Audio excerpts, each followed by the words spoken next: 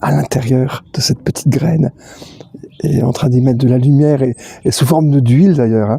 Oui. C'est marrant qu'on utilise l'huile pour faire du feu hein, et que c'est le concentré de lumière du soleil. Oui. Et donc quand on mesure la teneur en huile des graines de toutes les plantes qui ont été cultivées dans des façons un peu compliquées, il y a toujours plus d'huile dedans, plus de lumière. Et donc une attention, voilà, cette gestation. On nous apprend jamais la gestation à l'école. On nous parle de fertilité, de reproduction, de fertilité, c'est ça, oui. et après de développement. Mais la gestation, tout ce qui prépare les choses. C'est du live. Alors, Voilà. Bienvenue à la micro-ferme du bout du monde. Merci d'être là aussi nombreuses et nombreux. Ça fait vraiment plaisir quand le responsable m'a dit que la visite était complète. Je me suis dit, waouh, top. On va avoir du monde pour accueillir Monsieur Covès. C'est un immense honneur d'avoir Hervé. Ah, j'espère bien. Oui, je crois que cette date-là va rester très longtemps dans ma tête. Même si j'ai tendance à oublier beaucoup de choses, celle-là, elle va rester. Et donc, on va faire une petite visite de la micro-ferme. N'hésitez pas à poser des questions, à interagir. C'est vraiment ça qui va faire toute la visite aussi. Elle aussi va toujours mettre son petit point de ponctuation dans le jeu. Donc on va juste faire une toute petite mise en situation de ce qu'est la ferme en fait au départ, et puis on ira dans les jardins où vous verrez il y aura pas mal de choses j'espère à dire en tout cas et à partager. En tout cas moi je passe mon examen de fin d'année avec mon examinateur qui est là. J'ai ma feuille de notation. Je vais tout coacher J'aurai ou pas. au moins 50%. on a préparé la médaille. Mais non, justement, donc il aura forcément de mauvaises notes, comme on a oublié la médaille.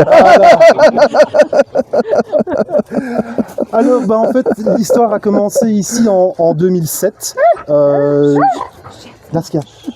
J'ai découvert ce terrain un peu, même beaucoup par hasard. C'était pour faire plaisir à mon ex-femme. Mais quand je suis arrivé ici, à peu près là où vous vous trouvez, j'ai vraiment eu coup de foudre. Il faut savoir qu'ici, c'était une ancienne paissière, donc une ancienne sapinière, qui a été complètement girobroyée en 2006. Et quand j'ai récupéré le terrain, il n'y avait aucun arbre sur cette parcelle-là, sauf le bosquet existant ici et les quelques noisetiers, plus bien entendu les grands chênes qui ont été plantés il y a très très très très longtemps. Et donc en 2007, j'ai eu coup de foudre. Je vivais à l'époque en appartement, je venais d'être papa et j'ai acheté un jardin en fait, sans savoir du tout ce que j'allais en faire. En 2009, j'ai clôturé mon ancienne vie, j'étais gérant d'un magasin de téléphonie mobile, j'ai clôturé par un beau burn-out et le lendemain, je me suis mis en tête de faire à manger pour ma famille et donc c'est comme ça que l'histoire du bout du monde a commencé. Je vous passe tous les détails, mais de 2009 jusque plus ou moins 2015-2016, il y a eu ici, dans les jardins dans lesquels on va aller, de la production maraîchère pur et dur, comme c'est le cas pour nos amis de Capter, avec une diversification fruitière. Et puis au fur et à mesure des années, les choses ont évolué. Je passe tout ça pour vraiment venir dans ce qu'on appelle maintenant la micro-ferme du bout du monde, qui est vraiment la nouvelle histoire. Cette ferme ici n'est pas raccordée aux impétrants, pas d'eau, pas d'électricité, donc ça a été un défi supplémentaire. Et donc on a commencé l'histoire de la micro-ferme du bout du monde en 2020 avec Anaïs évidemment. Et voilà qui est entrée. Ouais. Et donc on a au confinement en fait on a relevé le pari un peu fou de vivre dans une roulotte de 12 mètres carrés. On s'était dit que ça allait durer quelques semaines. Un peu plus tard. On s'est dit que ça allait durer quelques mois, quelques semaines, mais en fait ça a duré 4 ans. Donc 4 ans dans 12 mètres carrés, ça pousse les limites de la connaissance de l'autre. Voilà, on va dire ça comme ça. Et en même temps, surtout, on a développé l'ensemble de la micro-ferme. Donc les plantations que vous allez voir, dans toute une partie, sont relativement jeunes. Les autres plantations plus anciennes, plus classiques, de vergers traditionnels, elles ont une quinzaine d'années. On est en Ardennes, on est à 395 mètres d'altitude, 400 en moyenne. On est sur une poche de froid. Il faut savoir que tout l'air froid du plateau glisse jusque chez nous pendant l'hiver et est stoppé par la magnifique sapinière qui est plein sud. Donc on est vraiment dans une poche d'air froid, ce qui nous a aussi obligés à réfléchir à comment on allait mettre en place toutes les cultures. Notre activité principale, c'est une pépinière. et je vais te laisser la parole pour en parler. Voilà. Ok, donc la pépinière est arrivée par hasard parce que en 2020, quand on a décidé de créer un jardin d'aromates et de médicinales, j'ai beaucoup trop semé, j'ai eu la main lourde. Voilà. Et donc du coup, on s'est dit, on aime bien de faire ça tous les deux, voilà, pourquoi pas, ouvrons une petite pépinière pour vendre nos surplus. Et ça tombe bien parce que pendant le confinement, les gens pouvaient venir quand même chez nous. Et puis voilà, la pépinière, du coup, elle a pris de l'ampleur petit à petit. Et aujourd'hui, ça constitue le principal de notre activité. Donc on est ouvert au printemps et à l'automne. Au printemps, là, c'est la plus grosse saison. Et à l'automne, c'est un petit peu, quoi. Voilà. Ouais. Donc les autres activités de la ferme, c'est aussi de la formation. On a plusieurs personnes qui sont déjà passées par chez nous. De la formation, mais de la déformation en fait, parce que c'est vraiment pas une formation traditionnelle, c'est une transmission de compétences, de transmission de savoir. C'est beaucoup d'échanges, il y a beaucoup d'humains, on fait vraiment attention à ça. La permaculture est la philosophie qui nous guide sur l'ensemble de la ferme depuis que j'ai rencontré cette philosophie en 2015. Et donc, les jardins ont été agencés, plantés avec 3 objectifs. Le premier, forcément, ça va être de nous nourrir, nous. Le deuxième, ça va être de pouvoir essentiellement nourrir la biodiversité. Et puis, on a un aspect de production énergétique aussi, puisque si tout est au bois de chauffage traditionnel, on a une petite cuisinière à bois et un boiler à eau chaude qui demande de la production, du bois de chauffage, et donc on produit aussi progressivement nos premières stères, entre guillemets, demi-stères de bois, et au fur et à mesure des années, les arbres têtards qui ont été installés vont augmenter en production et nous permettre de pouvoir, on l'espère, être un jour autonome au niveau du bois de chauffage aussi. Donc Hervé, on t'invite à commenter de façon on ne peut plus libre et à nous partager vraiment tout ce qui peut te passer par la tête. Je regarde juste les rapaces qui passent au-dessus de nos têtes, et ça c'est vraiment plutôt un bon signe. C'est un beau clin d'œil en tout cas. Et cela, dans 2-3 jours, quand vous serez rentrés à Brive, ils seront probablement chez moi. Merci de m'accueillir. Depuis que je suis tout petit. Pardon. Alors, je change de place. Allez. Oui, voilà. Tada. Depuis tout petit, je rêvais de venir au bout du monde. et puis maintenant, je peux déjà dire que je ramène une noisette du bout du monde avec moi. Je pourrais la montrer à tout le monde. Voilà, et merci à tous d'être venus. En fait, pour ma part, j'ai pas grand-chose à vous raconter. Juste à dire que la vie est belle, hein, et Laska est d'accord. Ah, Laska, la vie est belle, hein. Oui. Elle me paraphrase à sa façon. On peut la laisser s'exprimer. Voilà, mais allons découvrir comme ce monde est beau. Voilà, tout à fait. Comme ce bout du monde est beau.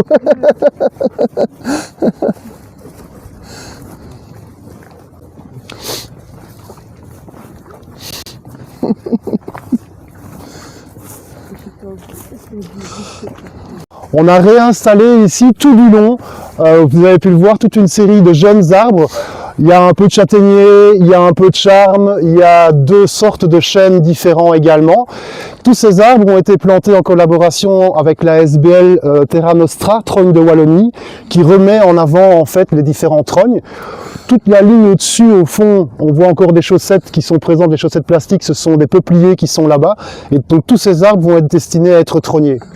Entre chacun des arbres, vu qu'on a un espace libre, on est parti sur des principes de haies fruitières et de haies productives, un peu sur les principes de la forêt-jardin, c'est donc d'étager un maximum.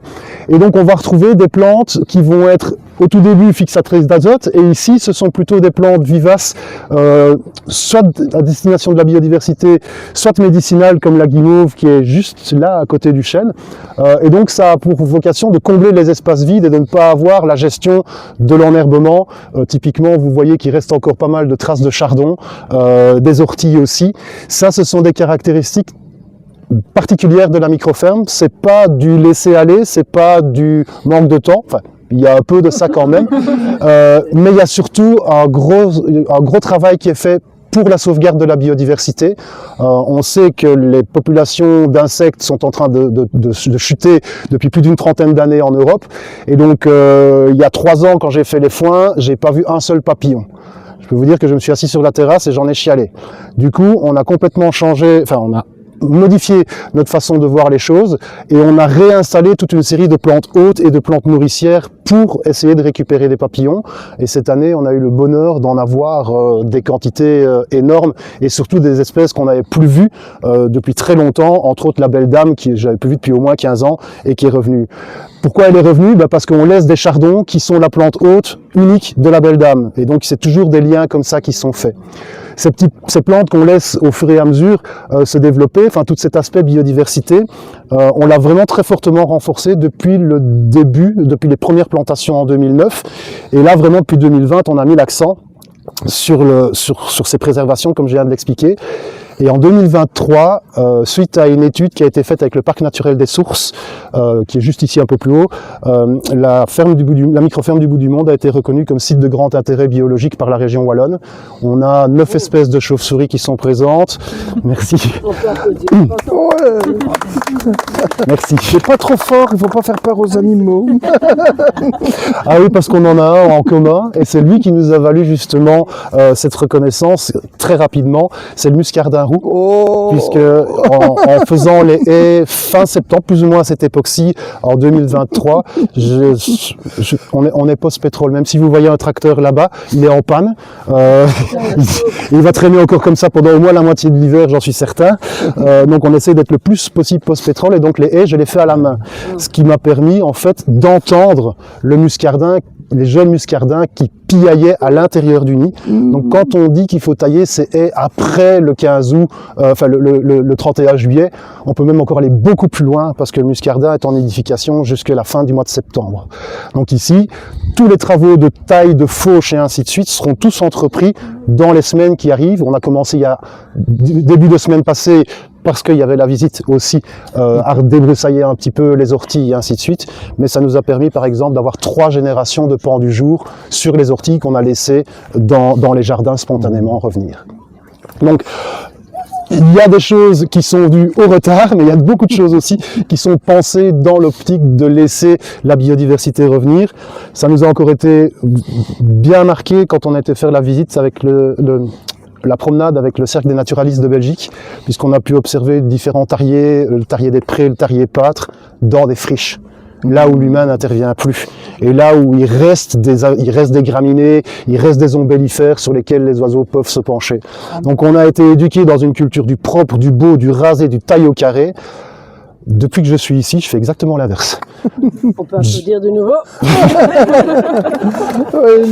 C'est pas pour ça que j'ai dit, mais c'est parce que ça a été vraiment une déconstruction. J'ai fait mes études à Gembloux en tant que technicien horticole. J'ai fait mes premières années de carrière en parc et jardin, donc je peux vous dire que des tailles et à moteur, j'en ai utilisé, des débroussailleuses plus que ma dose, des tondeuses et des... Ah oui. Et puis après, on se rend compte que tout ce qu'on évacue, c'est la fertilité de notre champ, de notre jardin qu'on évacue. Donc depuis, il n'y a plus rien qui sort comme déchets verts d'ici. De temps en temps, il y en a qui rentrent, parce que vu qu'on n'a pas de broyeur et qu'on utilise du broyat pour les cultures, là on est obligé de faire venir de l'extérieur. Mais l'idée est vraiment d'essayer de développer les jardins au fur et à mesure vers de l'autofertilité et de l'autoproduction de matières organiques qui vont être utilisées dans la production alimentaire. Tu as quelque chose à rajouter? Oui. Que la vie est belle. Alors un grand merci. Un grand merci pour les muscardins. Waouh. Un grand merci pour les oiseaux. Un grand merci pour les papillons. Un grand merci pour les vers de terre.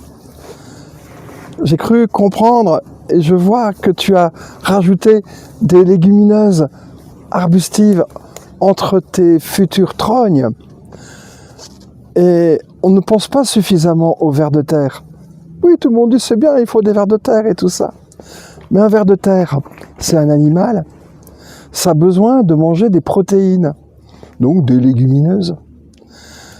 Et souvent, on installe plein de choses, plein de plantes, mais pas suffisamment de protéines. Que si on veut que des animaux émergent de nos lieux, il faut arriver à ce qu'il y ait beaucoup de protéines qui soient produites pour nourrir le sol, la vie et les vers de terre qui sont presque au début de cette chaîne alimentaire, de cette chaîne animale. Donc ce sont les premiers animaux que tant d'oiseaux vont aimer manger. Pauvres vers de terre. Et se transformer en tant de formes animales, eux vont réintégrer cet azote, ces protéines, ces acides aminés, vont les réintégrer dans le système. Et globalement, plus on produit de protéines, plus on aura d'animaux. Au début, tous ces animaux vont être attirés parce que le lieu est beau, le lieu est riche d'une grande diversité, le lieu est généreux. Mais une fois qu'ils vont être tous là, il y a comme un petit blocage qui va intervenir. Et ce blocage, c'est souvent juste que ça manque de protéines. Il est important de suivre le ver de terre. Et merci de planter aussi pour eux toutes ces légumineuses. La vie est belle. Merci. C'est en fait cette biodiversité, toute cette chaîne. Je dis souvent, en tout cas, on a le plaisir dans les jardins de pouvoir l'entendre au printemps. Et ça, c'est juste génial, parce que plus on a des chants d'oiseaux, plus ça veut dire que notre écosystème au départ est vraiment riche. Excusez-moi, je regarde qui vient nous voir. Ah oui. Comment il s'appelle? Où elle s'appelle? Eben. Eben. Alors Eben. Elle adore les pommes. Elle est un peu frustrée parce que j'ai tout récolté, presque tout. Et donc il y a des périodes de la saison comme ça où elle m'en veut un petit peu. Bon, elle n'est pas trop rancunière quand même, tu vois. Ça va, effectivement. Ben, du coup, on va aller jusque dans les jardins, vraiment rentrer dans le cœur central. Ce que je n'ai pas dit, c'est que la ferme fait 2,25 hectares. Donc il y a 1,25 hectare qui est un très grand verger traditionnel là-bas, mais qui est une erreur. En fait, c'est une erreur de débutant. On plante pas un verger quand on faisait des briques à cet endroit-là dans le temps. Il n'y a pas assez de profondeur pour les systèmes racinaires pour pouvoir s'enfoncer. Et donc, des arbres qui ont 15 ans, ils produisent. Mais ils produisent pour un amateur, ils produiront jamais de façon professionnelle. Parce que pas de profondeur. Et d'ailleurs, c'est ce qui se passe aussi pour les arbres que vous voyez qui sont couchés. Pas de profondeur de sol, donc pas de racines pivot, pas de maintien. Et donc, du coup, une grande fragilité au vent. Et un paramètre hyper important aussi ici, ce sont les cerfs et les biches. On a une très grande présence de très grands gibiers et je les surprends très régulièrement accrochés à mes arbres en train de tirer pour essayer d'avoir les jeunes feuilles ou les fruits. Il y a 15 jours de ça, j'allais rechercher quelque chose dans la Yurtagone. J'ai retraversé les prairies pour les chasser parce que je voyais les arbres qui bougeaient comme ça et les yeux qui brillaient dans la frontale. Maintenant, je ne le ferai plus. Parce que les cerfs brament. Et donc, c'est moi qui me ferai chasser, là, je pense bien sur ce coup-là. Tu nous montres le chemin, mon amour? Oh, comme c'est joliment dit. Vous avez découvert comme catégorie, vous étiez la 9 sortes. Alors, je pourrais plus donner toute la liste de tête, mais on a de l'oreillard, on a du grand murin, on a les de l'oreillard, on a... C'est ça, exactement. Et dedans, il y en a deux. Parce qu'on a eu pour la première fois cette année-ci un phénomène très particulier. Il a été rempli d'énormes pucerons. Et depuis, enfin là c'est terminé maintenant avec le coup de froid qu'on a eu, les insectes sont partis. Mais pendant pratiquement 6 semaines, c'était une ruche ce machin.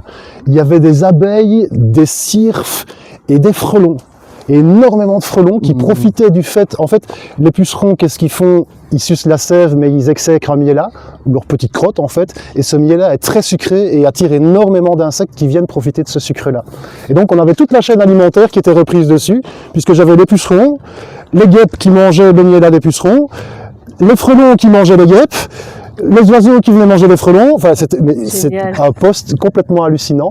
Et c'est là que je me suis rendu compte, parce que pour la première année, on a du frelon asiatique ici aussi, et ben notre frelon européen est capable de pouvoir se défendre, voire même de de diminuer les populations de frelons asiatiques parce qu'il est un petit peu plus grand et il arrive à les tenir à distance. Ça doit se jouer à 2-3 mm et il arrive à se tenir lui à distance du dard du frelon asiatique. Donc il y va vraiment à son aise pour le piquer et puis il fait comme avec les abeilles, il décapite. Donc c'est vraiment impressionnant de voir ça. Et alors, vous entendez le silence autour quand on a les bruits de la chitine qui sont craqués par les chélicères de... Exactement. Et pourquoi est-ce qu'il y avait tellement de pucerons?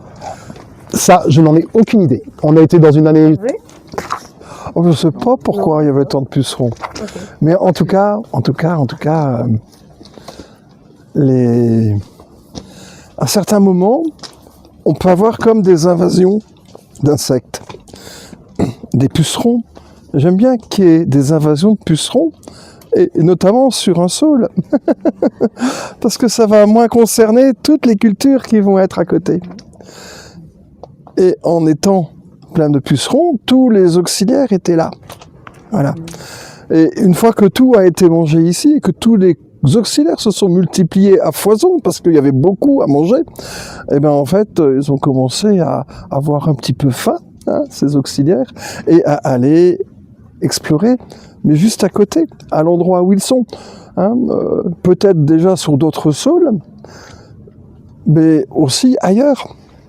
Et ça, quelquefois, c'est important qu'il y ait un grand développement, une grande efflorescence d'un certain type de ravageurs, hein, pour que tout le reste du jardin se porte bien.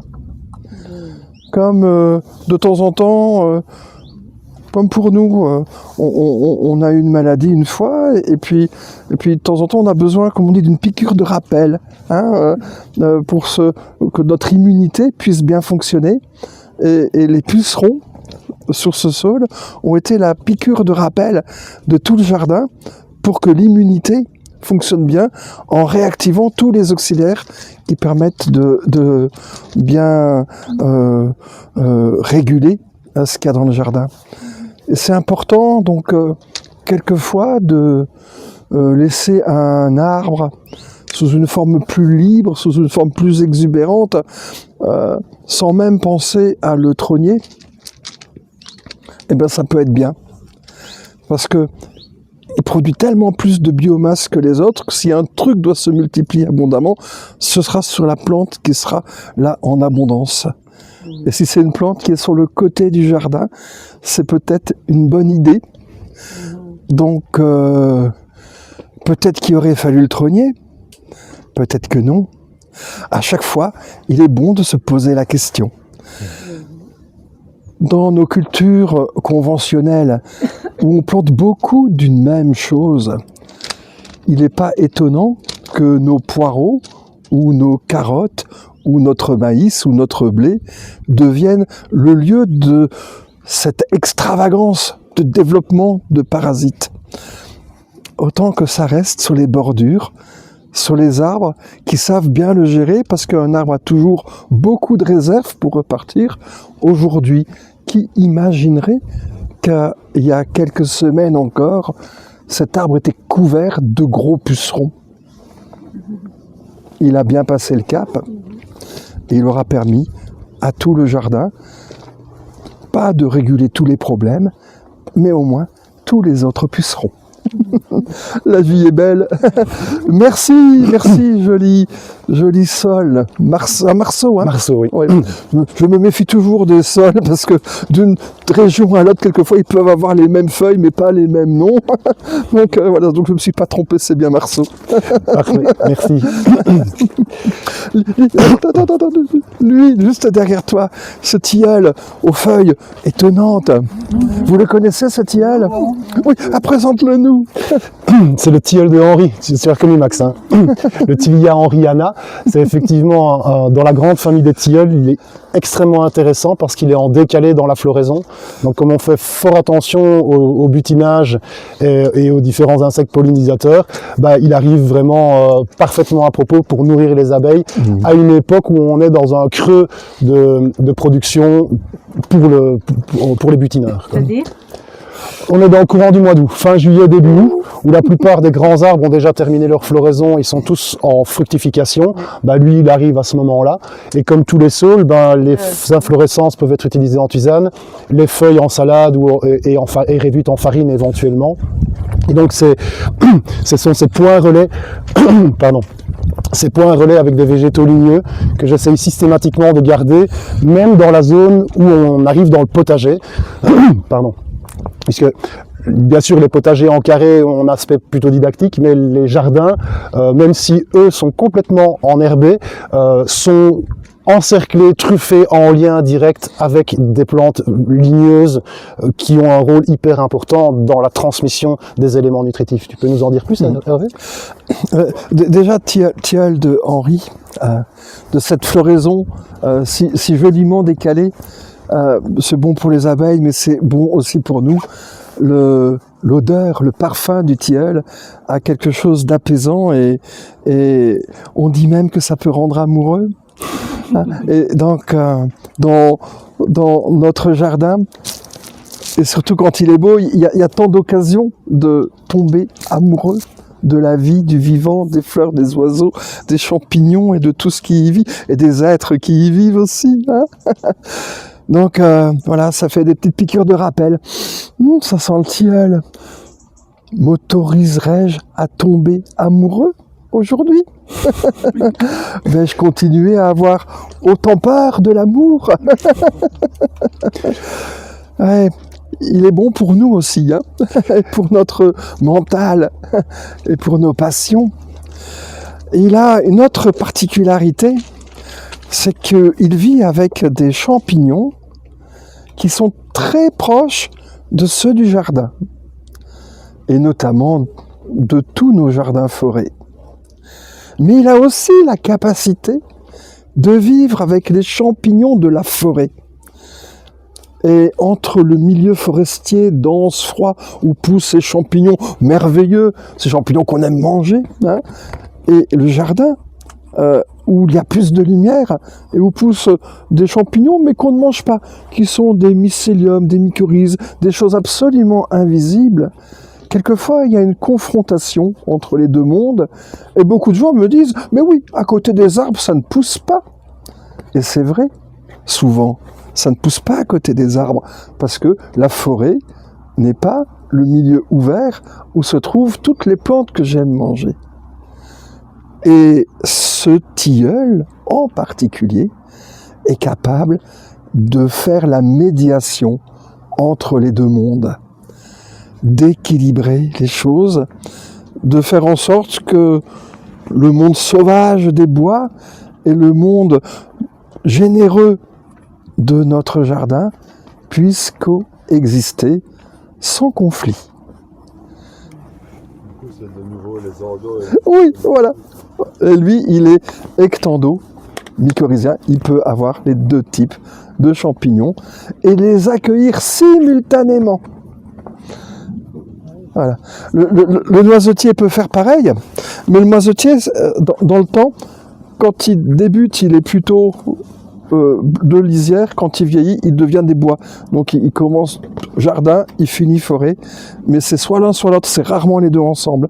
Lui, il peut faire les deux ensemble. On verra. Certaines autres plantes peuvent faire ça, et lorsqu'on imagine que dans notre jardin forêt, ou dans notre jardin tout court, il y a des formes de concurrence, il faut tout de suite penser non à ôter des arbres, à couper la forêt, ou à faire je ne sais trop quoi, mais à penser de rajouter quelques êtres particuliers capables de faire le lien, d'unir. Et un lien, comme dans toutes les existences, un lien, ça se travaille. Il ne suffit pas de les mettre ensemble, il faut aussi veiller à ce qu'ils puissent bien s'exprimer. Et cette expression, elle intervient quand une plante est à l'aise, en bonne compagnie d'une grande diversité d'autres plantes, qui fait que tout le monde arrive à bien vivre. Un lien, comme dans notre vie, un lien, ça s'entretient. Bah oui. Ouais, merci. Merci Hervé. C'est- Lui en particulier est le tilleul à petites fleurs, à petites feuilles. Et le tilleul à grandes feuilles, moins. Il semblerait qu'en Suisse, si. Hein, puisque entre les différentes plantes, elles se sont quelquefois adaptées à des configurations particulières. Et dans la littérature, vous voyez, sur le noisetier, par exemple, le noisetier, je sens un péché là, pardon, que le noisetier, dans certains secteurs, il n'est que forestier.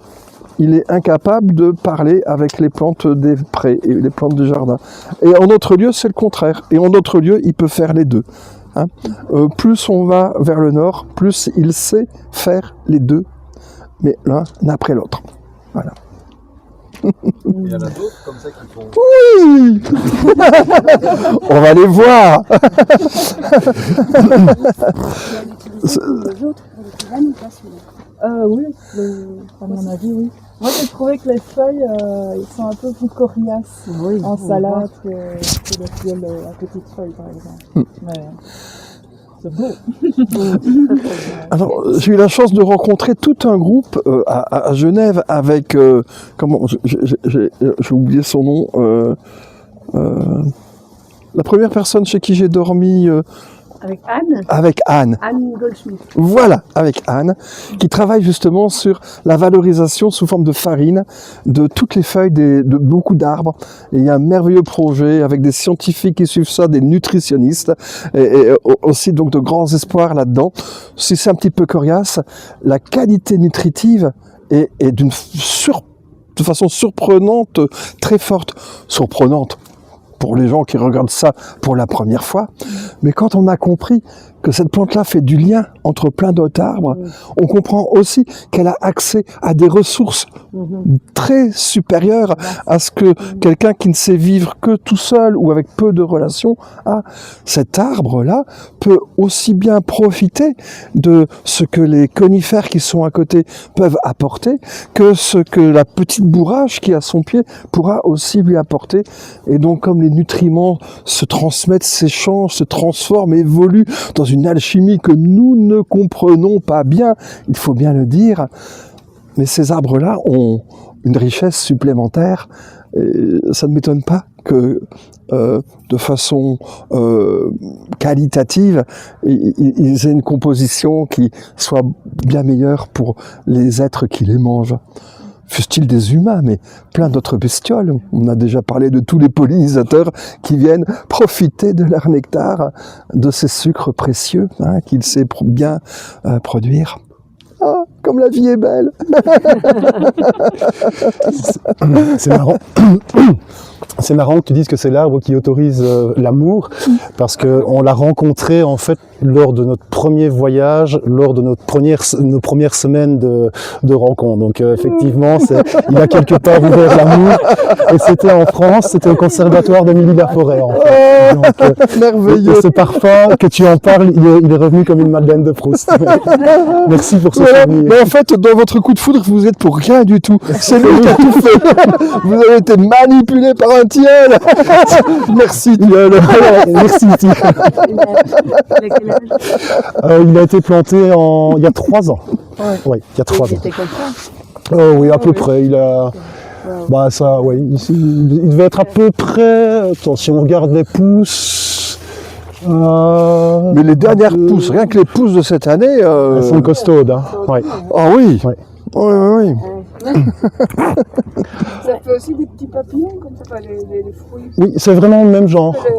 Un peu plus grand, l'ailette est un peu plus grande que sur les tilleuls, mais c'est vraiment le même genre. Oui. Bien. Allez, On te suit. on va continuer par... Je vais en parler parce que on pourrait passer la moitié du temps sans visiter tout le reste. C'est ça. Voilà. Oh, comme ces framboises sentent bon. Ah là là là là. La meilleure variété qu'on ait, elle se trouve juste au coin extérieur de la serre là-bas. Je t'invite à aller goûter. C'est une variété qui est arrivée en semi-spontané et qui est Incroyable, juste incroyable. On s'arrête un petit peu à la pépinière Volontiers. peut-être de présenter aussi votre travail. Et...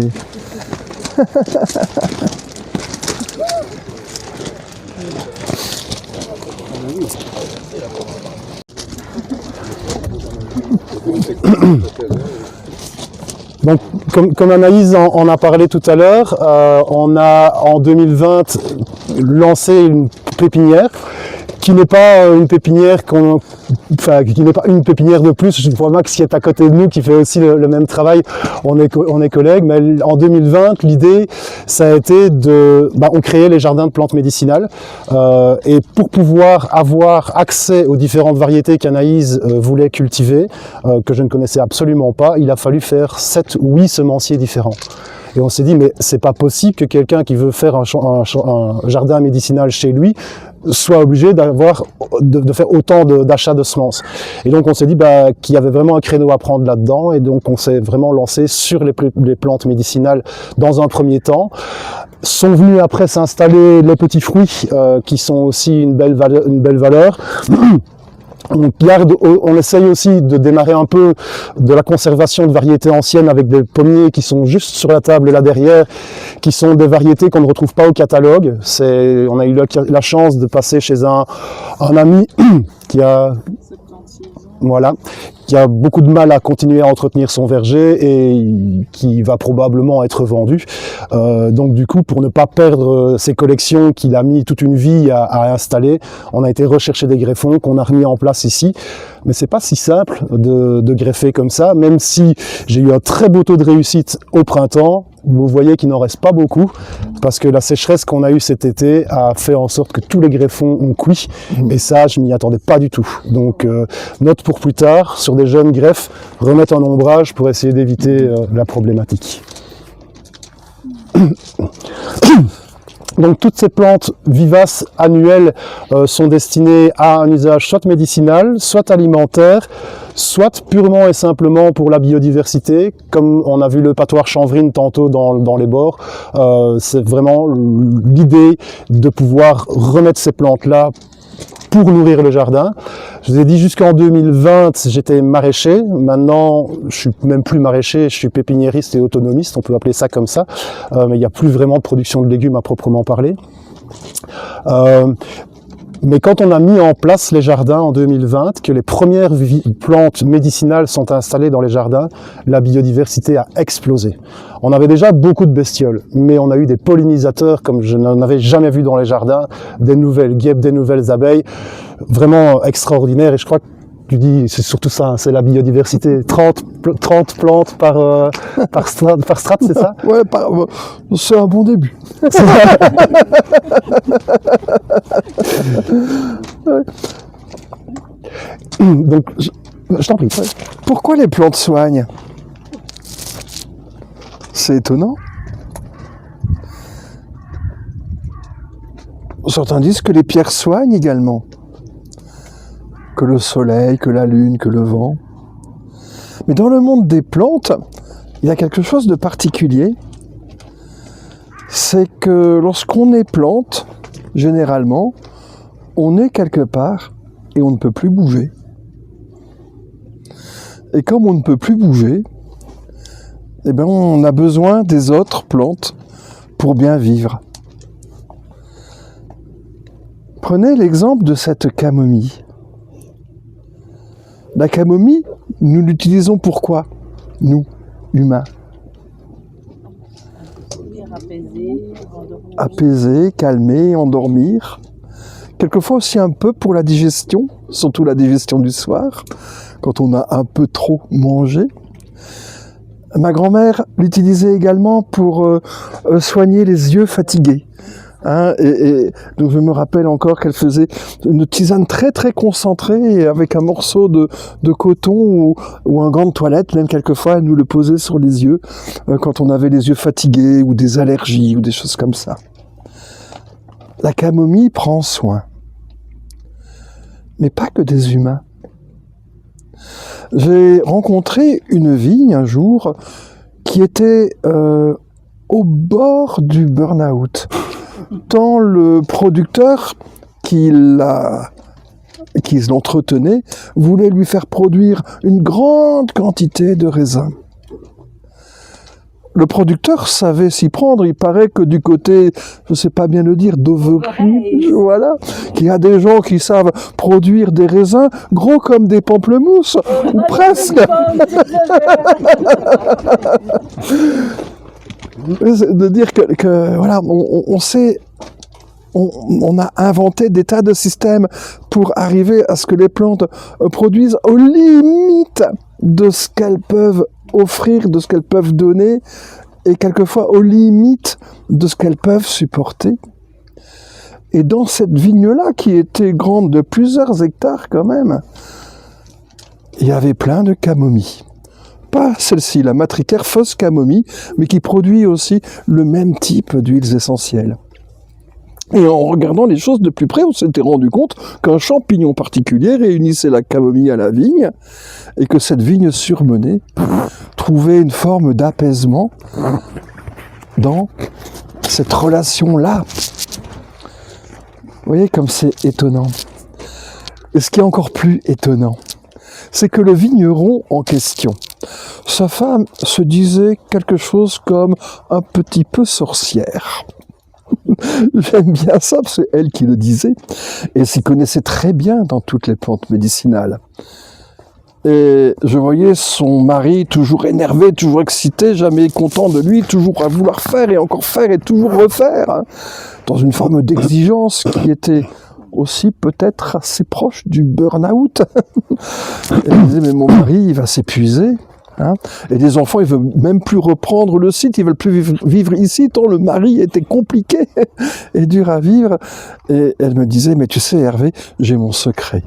Tous les soirs, il a sa tisane de camomille. Il n'y a rien d'étonnant à ce qu'une vigne fatiguée par un vigneron fatigué ait tous les deux besoin d'exactement le même remède. Et quand un lieu vous fait émerger toutes sortes de plantes médicinales, dites-vous que ces plantes sont à la fois utiles pour le lieu, mais peut-être surtout utiles pour vous. Et pour savoir quelles sont les plantes qui vont être utiles pour le lieu ou utiles pour vous, il peut être judicieux, même si on n'est pas producteur de plantes médicinales, d'en avoir un petit échantillon sous les yeux, juste pour voir celles qui se mettent à bien pousser, et que tout de suite, ceci puisse vous alerter. Ah, mon jardin a besoin de bleuets, peut-être que moi aussi, j'ai ce même besoin. La vie est belle. Et merci de proposer justement toutes ces plantes médicinales, notamment adaptées à un lieu où on n'imaginerait pas, moi qui viens du midi, du sud de la France, l'endroit où on produit les meilleures plantes médicinales. Merci justement de sélectionner, d'imaginer, de tester justement toutes celles qui peuvent être adaptées à cette partie de la Belgique très particulière. Voilà, et donc de permettre à tout un paysage, tout un peuple d'humains de bien se soigner. Merci. Merci. Penses-tu que ces plantes médicinales peuvent venir spécifiquement pour une pathologie que l'on aurait individuellement? Aujourd'hui, j'en suis pas... je l'affirme, oui, je l'affirme. Je l'ai souvent vécu, et même de façon incompréhensible. Une année, à la maison, il y avait plein de cette laitue vireuse, une laitue qui fait un lait qui est d'une amertume extraordinaire et qui m'a pourri toutes mes laitues parce que les graines se sont mélangées, enfin les pollens se sont mélangés et ensuite toutes mes salades avaient un goût d'une amertume exécrable. Et il a fallu que je reprenne depuis le début de réintroduire de nouveau de nouvelles laitues et des choses comme ça. Cette laitue vireuse, c'était étonnant qu'elle arrive là et elle... Au niveau médicinal, on l'utilise quand on subit de grandes douleurs. Et je ne savais pas ça, moi, que j'allais subir de grandes douleurs. La laitue vireuse était là depuis le printemps. Et au mois d'août qui a suivi, j'ai eu comme une grande faiblesse en moi qui a fait que mes muscles ont commencé à lâcher et à vivre des déchirures musculaires d'une grande douleur.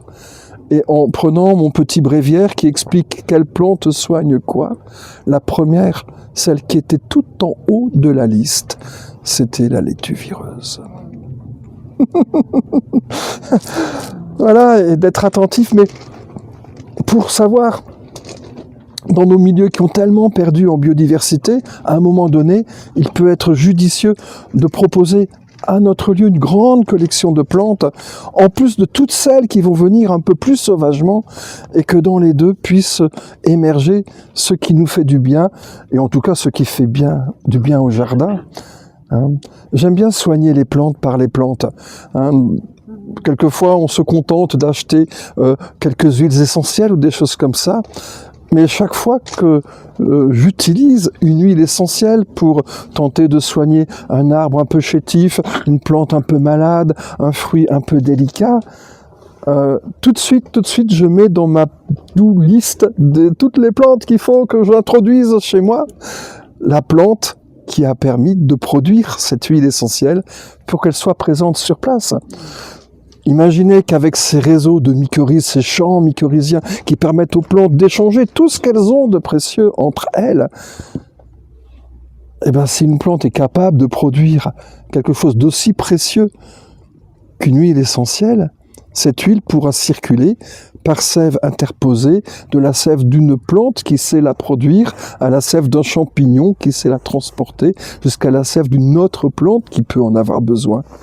Et encore mieux que ça, lorsqu'une plante a un besoin et que les champignons répartissent les choses de là où il y en a beaucoup vers là où il y en a peu, tout ce qu'une plante va pomper dans cette trame va être comme attiré par là grâce à la façon dont les champignons répartissent les richesses du monde. Et une plante qui a un besoin va, par cette, vous direz de la magie, mais non, c'est juste de la biologie, hein, permettre d'avoir tout ce qu'il faut pour la soigner, mais pour peu qu'on ait toute une pharmacopée qui permette de bien soigner les choses. Un tout petit exemple, et grand pourtant, un saule. Le saule marceau, mais peut-être encore plus les saules osiers, qui aiment bien être trognés. Ces saules osiers ont donné cette substance qu'on appelle de l'acide salicylique, l'acide du saule, qui n'est rien d'autre que l'aspirine. Pourquoi prend-on de l'aspirine quand on a mal au crâne? Pourquoi a-t-on mal au crâne? Parce qu'on est malade. Et lorsqu'on est malade, notre métabolisme augmente de façon tellement conséquente que notre foie, nos reins et même notre sueur n'ont pas le temps de métaboliser tout ça et de l'excréter à l'extérieur. Et ces résidus de notre métabolisme, qu'on appelle des radicaux libres, être radical et libre à la fois, hein, c'est quelque chose qui, pour moi, ne va pas très bien pour exprimer ce qu'est un radical libre, quelque chose qui pollue donc notre sang, notre lymphe et notre cœur. Et ben, ces radicaux libres, ça amoncelle. Et quand on en a trop, ça nous donne mal au crâne. Et quand on a mal au crâne, on prend l'aspirine. Hein. Cette aspirine vient les fixer, les figer, leur empêcher d'agir, et laisse à notre organisme le temps et le loisir de les évacuer au rythme où il peut les évacuer. Mais imaginez que lorsqu'une plante est malade, c'est exactement pareil. Son métabolisme va augmenter quelquefois d'un facteur 1000 à un facteur 10 000.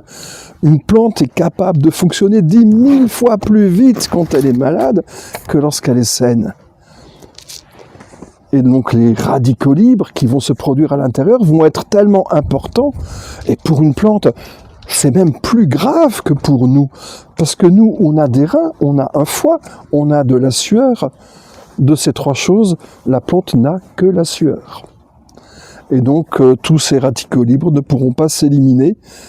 Et si, à proximité, il y avait un saule qui produit de l'aspirine en quantité invraisemblable, il en produit même tellement qu'il ne sait pas quoi en faire, il le stocke dans son écorce, hein, pour s'en débarrasser. mais dans ses racines, dans la sève qui sort de ses racines, dans tout ce que les champignons mycorhiziens vont prendre, il y a plein de cette aspirine qui circule. Il suffit de sentir la terre au bord proche des racines de sol pour sentir cette odeur de l'aspirine du Rhône. Je sais pas pour ceux qui ont connu ça quand on était petit, du moins pour ma génération, on avait ces petits cachets qui avaient un goût et une odeur particulière. C'est le goût et l'odeur du sol, de la terre qui a par terre pleine d'aspirine. Et cette aspirine peut arriver en quantité invraisemblable jusqu'à toutes les plantes du jardin. Un saule est capable de soigner jusqu'à 1000 arbres par sa seule présence. 1000 arbres, tout un jardin. Par sa seule présence. Et une plante qui produit quelques radicaux libres et qui produit quelques antioxydants comme l'aspirine ou d'autres molécules. Pour calmer tout ça, elle n'en a pas beaucoup à sa disposition quand son métabolisme est tellement enflammé.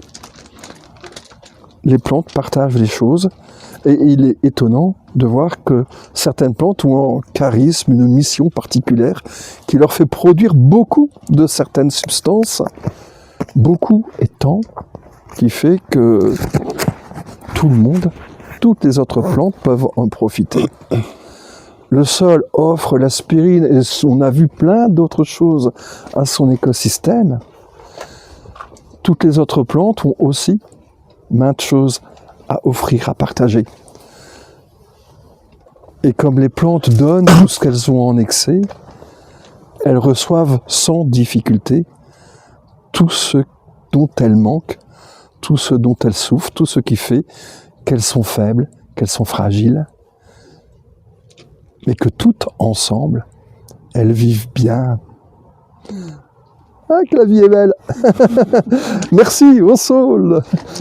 Où est la trogne de saule? Derrière les panneaux. Oui, en plus, voilà, merveilleux. Ben, du coup, on a intérêt à faire attention parce qu'on a beaucoup de lampsane qui s'est installée dans les jardins. Et Anaïs m'a dit que c'était la plante de la Farctus. Donc, C'est dans tes jardins. oui, c'est dans mes jardins.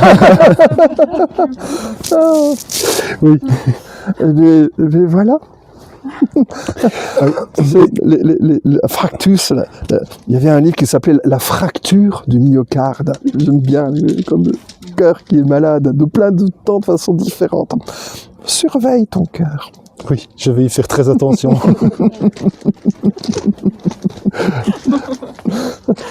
Je ne connaissais pas la capacité C'est pas une menace. La plante, c'est juste une prévention. Tout à fait. Ben, on a déjà eu le cas avec la grande aunée qui est venue s'installer dans les jardins, qui est une plante qui est fortement utilisée pour les poumons. Et dans ma jeunesse, j'étais un très gros fumeur, donc je l'utilise régulièrement quand je sens que ça revient un peu conséquemment.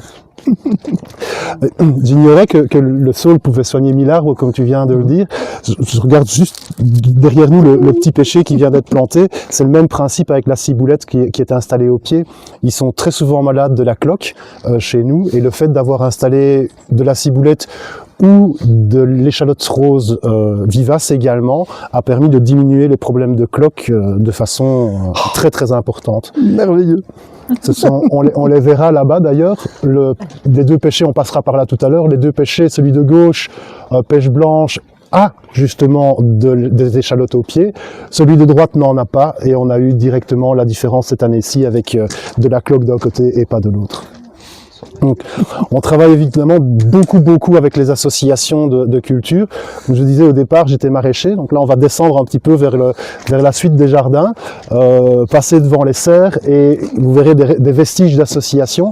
Je dis tout de suite, ne cherchez pas de belles tomates cette année-ci, je les ai complètement loupées, et ça c'est un des contre-coups du maraîchage sol vivant que j'essaye de pratiquer depuis plusieurs années.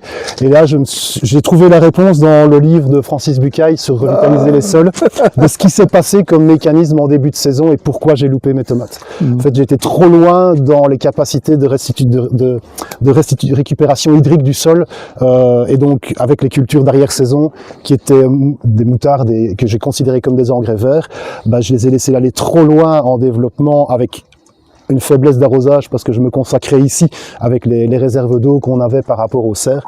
Et du coup, je l'ai payé sur toute la saison. Donc, on fait une saison sans coulis de tomates. C'est rare pour un maraîcher, mais voilà, c'est des choses qui arrivent. Et puis, ça permet d'apprendre aussi. Ça, c'est... Sapin de Noël, une espèce très endémique de cette partie, c'est les Ardennes ici, hein, Oui, c'est cette ça. partie des Ardennes, hein, voilà.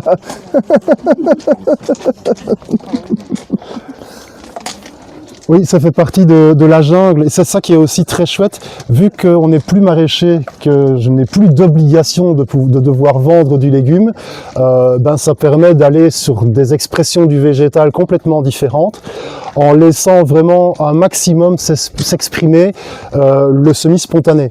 Ici, l'Artemisia annua qui est là, c'est un semi-spontané de celle qui était l'année dernière, qui c'était totalement imprévu d'avoir de la graine, parce qu'en général, il gèle trop tôt. Et donc là, le décalage de gel, mais aussi l'adaptation par épigénétique des plantes fait en sorte qu'elles s'adaptent de mieux en mieux chez nous. Et donc là, on voit que celle-là particulièrement, c'est bien développé. J'ai dit à Anaïs, interdiction de la récolter. Celle-là, on la laisse se ressemer parce que justement, on va avoir potentiellement une Artemisia qui fait son cycle dans des phases plus courtes.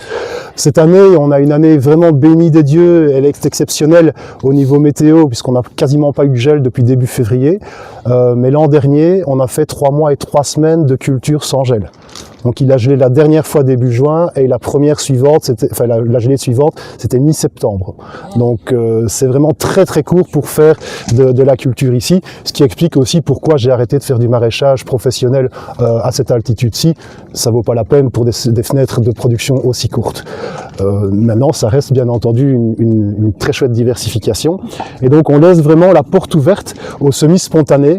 Tout ce qui peut revenir, que ça vienne spontanément, et même des choses qui peuvent paraître plus étranges, puisque on garde de la berce spondyle ici, qui est une mauvaise herbe, comme on appelle ça. C'est une adventice, c'est une plante sauvage qu'on retrouve jamais quasiment en culture.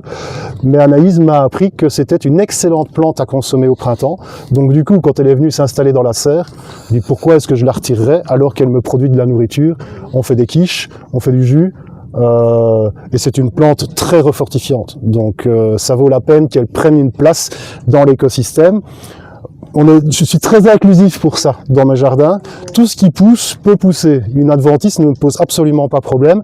Au contraire, elle vient me donner une information si elle est bio-indicatrice et elle me dit ce que je dois faire ou ce que je dois pas faire par rapport à la mise en place des cultures de l'année suivante.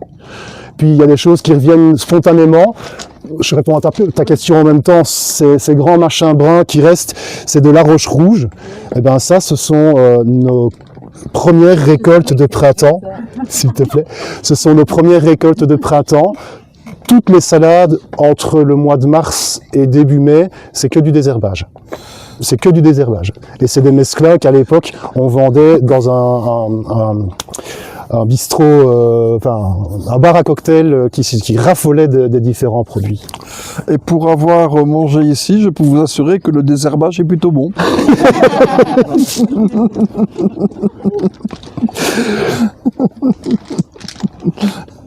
C'est chouette. Et donc, même si ça peut paraître une jungle comme ça, la plupart des plantes qui sont dedans ont un rôle très particulier, puisque les bourraches vont attirer des auxiliaires pollinisateurs à l'intérieur de la serre pour favoriser les développements. Mais je fais du chou aussi en serre, et donc il y a une petite guêpe auxiliaire, Cotesia glomerata, qui se nourrit du pollen des bourraches, mais dont la larve a besoin de la chenille pierrite du chou pour pouvoir se développer. Donc je n'ai pas de voile sur les choux en aucune manière, mais il y a des bourraches partout, puisque justement on a ce service écosystémique qui est rendu. Symbiose. Voilà. La bourrache a aussi une autre fonction, avec les champignons avec lesquels elle vit. Elle est capable d'aller chercher dans les profondeurs des sols, et des sols quelquefois un petit peu tassés, un petit peu hydromorphes. Le champignon est capable d'aller bien plus bas que la racine, et de récupérer dans ces lieux un peu tassés, un peu compacts, un peu manquants d'oxygène, d'aller chercher certains micronutriments et même la potasse, et de remonter tout ça à la surface. Et chaque fois qu'une bourrache se décompose sur le sol, eh ben, tout ça est restitué. Et donc, elle participe au grand cycle des éléments traces, des choses qui sont peu présentes, mais qui viennent enrichir grandement. Je ne sais pas où vous en êtes, vous, au niveau médical, mais moi, je fais souvent appel à un micronutritionniste qui vient rééquilibrer un petit peu de sélénium, un peu d'iode, des choses minuscules, quelquefois, qui me font le plus grand bien. Et cette plante, elle le fait pour l'ensemble du jardin. Voilà, c'est une plante micronutritionniste.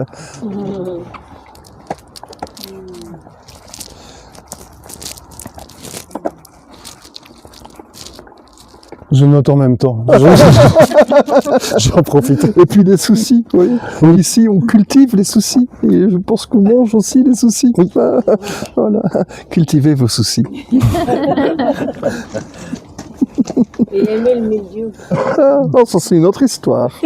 On pourra en parler. Mais Ah oui, volontiers. attends, il y a d'autres choses à voir. L'artémisia, bon, bien évidemment, on connaît très bien les capacités, les propriétés qu'elle a. Soyez persuadés qu'elle a les mêmes propriétés pour tout l'ensemble du jardin. Donc, contre les virus, semble-t-il. Mais dans tous les cas, pour rebooster les défenses immunitaires de tous les êtres un petit peu affaiblis. Et si elle veut bien prospérer ici, mais il n'y en a pas tant que ça, mais il y en a une, si il y en a aussi là derrière, oui. Au fond, ce sont des genêts, mais en fait, Anaïs est déjà passée par là pour les récolter. Ouais. Il y a plusieurs sachets de tisane qui sont, qui sont prêts. Merveilleux. Voilà. Et alors, on s'amuse aussi, puisqu'il y a des plantes juste derrière Muriel, c'est plus difficile à montrer, mais il y a une liane là que vous verrez dans le coin. C'est un truc totalement inattendu, c'est de la chayotte. C'est un légume plutôt vraiment du sud, Ouais, même encore plus sud que plus à côté des petits piments d'ailleurs. Exactement. Là, on est arrivé en Martinique là. Et l'an dernier, on a récolté une vingtaine de chayottes dessus. Donc on est reparti avec cette souche-là. Les premières fleurs commencent et c'est vraiment une plante hyper incroyable parce que l'an dernier, Corentin Hennuy, qui sera là à Cobreville, chez qui on va le week-end, était venu faire une vidéo et fin août, il n'y avait pas une fleur dessus. 2 mois et demi plus tard, on a récolté, je dis, près d'une vingtaine de chayottes comme ça. C'est incroyable, vraiment une plante incroyable. Mais ici, tu n'auras pas de fruits. On verra. Qui va faire. Les fleurs commencent à pointer. Là, on en voit une le long de l'arceau. Mais ça, c'est des belles surprises et c'est des choses que le dérèglement climatique va nous permettre potentiellement d'avoir. Donc nous, dans cette optique-là, on a essayé de mettre des plantes à la fois un peu plus du sud, à la fois un peu plus du nord, grâce entre autres à Pierre Barbieux, au bois de Rodebosse, parce que on ne sait pas vraiment vers quoi on va aller. Est-ce qu'on va aller vers du vrai froid ou du vrai chaud? Donc on s'est dit on va tabler entre les deux. Et donc on a planté il y a 4 ans des pêchers, 3 pêchers, la classique fertile de septembre, mais plus osée de la pêche blanche et de la pêche de vigne. Et cette année, on a récolté sur les 3 pêchers 12 kilos sur la fertile, 15 kilos sur la pêche rouge, mais 60 kilos sur la pêche blanche, à un point tel que les arbres ont cassé. Donc voilà. Et du coup, en remultipliant ces variétés, en récupérant les noyaux, en ressemant, potentiellement, éventuellement aussi en regreffant, on va proposer à la pépinière une gamme de végétaux encore plus adaptés à l'Ardenne. Et pour l'instant, les pêchers sont semés. Toutes les petites jardinières sur la première table, c'est tous les noyaux de pêche. Il y en a à peu près 40 par jardinière. Je crois j'ai dû semer 400 noyaux de pêche. Vous pourrez revenir bientôt. Et elles sont très bonnes en plus. Il y avait... Vous achetez beaucoup de vos pêches au sirop, alors aussi. On table sur... En fait, d'expérience, on se rend compte qu'on est avec une année faste ici, au niveau des récoltes fruitières, à peu près tous les 3 ans. Donc on essaye aussi, puisque c'est notre truc d'autonomie, de valoriser un maximum tous ces produits-là en créant des stocks qu'on essaye pour 3 ans dans la mesure du temps. Mais c'est 2 ans déjà, si on peut y arriver, c'est top. Et du coup, Anaïs explore toutes les possibilités de la transformation, du séchage, de la lacto, des wakes, enfin des pêches au sirop. On a même fait un vin de pêche. Il n'est pas encore là, je ne peux pas vous le faire goûter, il est toujours en macération. Mais voilà, je n'aurais jamais imaginé faire un jour un vin de pêche des pêches du bout du monde d'ici. Un vin de pêche du bout du monde. Un petit détail sur la chayotte. Pour ceux qui ne la voient pas, elle arrive jusque là. Vous voyez ? Tenez, on voit juste le bout de ses vrilles. Il ne faut pas trop tirer dessus pour ne pas la casser. Vous voyez les vrilles là ? Vous voyez, il y a juste la vrille qui sort. Et les petites Qui démontre bien que c'est une coucourde, une cucurbitacée. Et il me semble comprendre que cette chayotte a ressurgi de son pied. Non, on l'a replantée. Ah, elle a été on a récupéré replantée. un noyau. Ah, d'accord, enfin, ok, ouais. Dans nos écosystèmes, il y a très peu de cucurbitacées. Et pourtant, il y a des champignons très spécifiques des cucurbitacées. Chez nous, on dit des coucourdes, hein, mais voilà. Donc, les coucourdes sauvages, ça n'existe pas. Hein, sauf une plante, qui est la bryone dioïque. Le navet du diable. Il vaut mieux qu'elle ne pousse pas trop chez toi. Quoique, à la maison, j'en ai planté un peu partout. Je les ai semés au départ et ça a assez bien poussé. Je ne sais pas trop ce que ça veut dire en termes de bioindication, mais ce qui s'est passé, c'est que c'est une plante vivace qui repousse chaque année de la même souche, qui devient de plus en plus grosse, comme un navet, hein, et qui peut vivre, j'en ai pas déterré, mais dégagé une qui était large comme ça, haute comme ça, et donc un énorme navet enterré dans le sol, dans lequel il y a des alcaloïdes excessivement puissants qui peuvent directement vous envoyer, pas au ciel, mais sous terre. Hein. Mais les champignons qui vivent avec sont exactement les mêmes, les champignons de la bryone, exactement les mêmes que ceux de toutes les coucourdes que l'on cultive, y compris de nos courgettes, de nos melons, de nos pastèques, enfin je ne sais pas, tous les potirons, tout ce que l'on fait. Et dans la forêt, dans les haies, il y a des tas d'endroits où il y a cette bryone. Lorsqu'on repique un petit plant à un endroit donné, on repique sans le savoir avec lui les quelques champignons contenus dans la gaine de sa graine qui vont permettre de développer les mycorhizes qui vont bien. Mais il va falloir que notre petit plant de coucourde utilise entre 20 et 40% de sa sève pour développer son propre sol. Et on le voit souvent quand on plante un potiron, souvent il pousse pas, et on attend la fin de l'été qu'il y ait beaucoup d'eau, et là on les voit explorer et démarrer abondamment. Mais qu'est-ce qui se passe? Alors quand c'est le potiron, ça va, c'est tardif, mais quand c'est les courgettes ou quand c'est nos concombres, on aimerait que ça vienne plus rapidement. Et qu'est-ce qui se passe quand on propose à notre potiron un réseau de champignons entretenu par une bryone qui est pérenne, qui va commencer à se développer bien avant qu'on mette nos courgettes ou nos plants de courgettes ou nos plants de concombres dans le jardin, bien avant, hein, et, même si la plante est toxique, on peut consommer les très jeunes pousses. J'ai jamais trop osé quand même, hein, mais on entend ça. Celui qui m'a appris qu'on pouvait manger la berce m'a aussi appris que je pouvais manger ça. Je n'ai pas encore osé lui faire confiance. Et lorsqu'on met la coucourde à côté, ben tout de suite, elle a un réseau de champignons qui est déjà adapté à sa vie, à ses exigences, à ses besoins, et elle se développe beaucoup plus vite. Ce qui fait que j'arrive à avoir, alors chez nous c'est les melons, les bons jardiniers sont ceux qui ont les premiers melons et les premières tomates. J'ai pas toujours les premiers melons. J'ai quelquefois les premières tomates. Mais voilà. Donc, et après, encore plus étonnant, c'est que ces bryones poussent dans les haies. Et au moment où je vais repiquer mes plants de coucourde, j'en ai toujours trop. Et je vais les déposer, planter, repiquer les plantes en plus dans les haies, là où les bryones ont démarré. Et une année, c'était assez rigolo, j'avais mis des courges du Siam. très volubile et tout ça. Et elle était montée dans les arbres. Et donc dans une partie pourtant assez aride du jardin, derrière la maison, il y en avait partout. Et moi j'avais récolté que celles qui étaient au ras du sol. Je ne m'étais pas rendu compte que la liane de coucourde était montée dans les arbres. Et à l'hiver, lorsque après la fin de l'automne, lorsque les feuilles sont tombées, il y a ma voisine complètement affolée qui m'a téléphoné. Hervé, qu'est-ce que tu as encore fait? Il y a des nids de frelons partout. Le nid de frelons, c'est juste que ça avait gelé et que les coucourdes étaient devenues grises.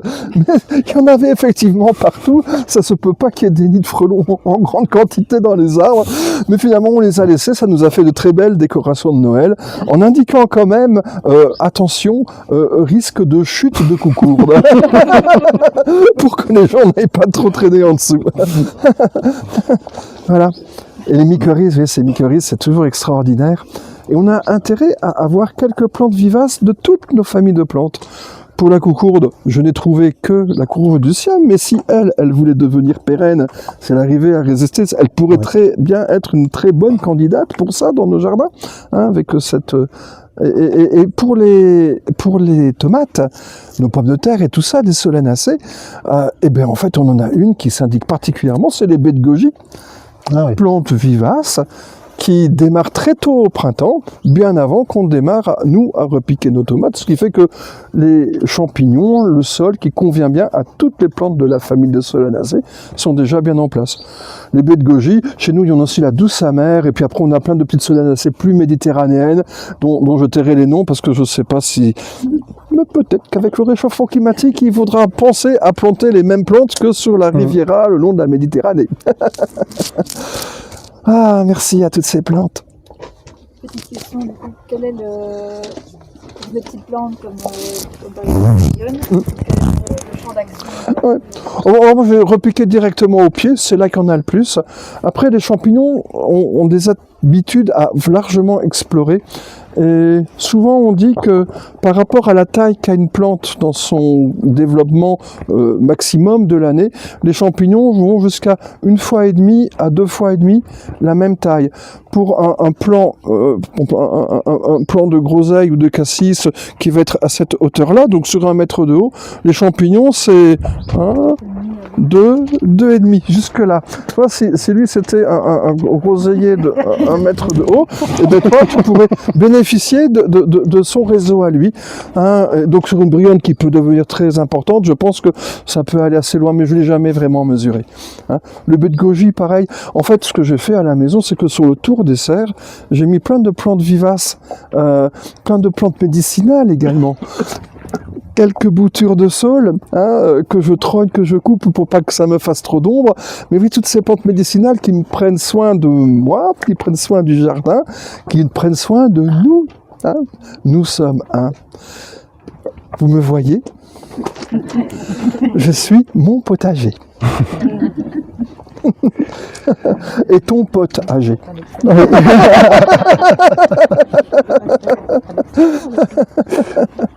Autour de la serre, à l'extérieur? Oui, à l'extérieur, oui. Oh bah oui, tant qu'à faire. Hein. Déjà que la serre, elle est envahie de tellement de choses. Et puis c'est des plantes qui poussent spontanément dehors, donc elles seront même mieux dehors que dans la serre. Voilà. Eh ben, on peut glisser justement vers le jardin vivace, si tu veux, Anaïs. Et donc tout ça, c'est les repas de cet hiver.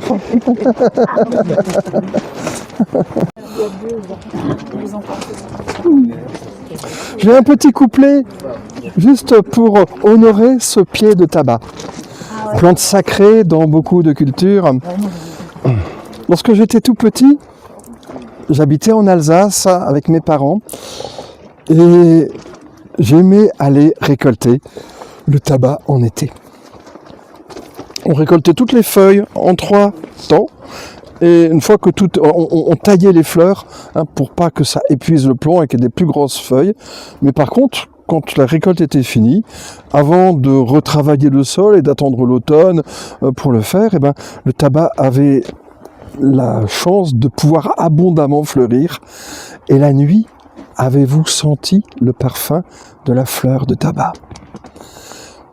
Les nuits risquent d'être un petit peu fraîches maintenant, mais ça a une odeur tellement extraordinaire.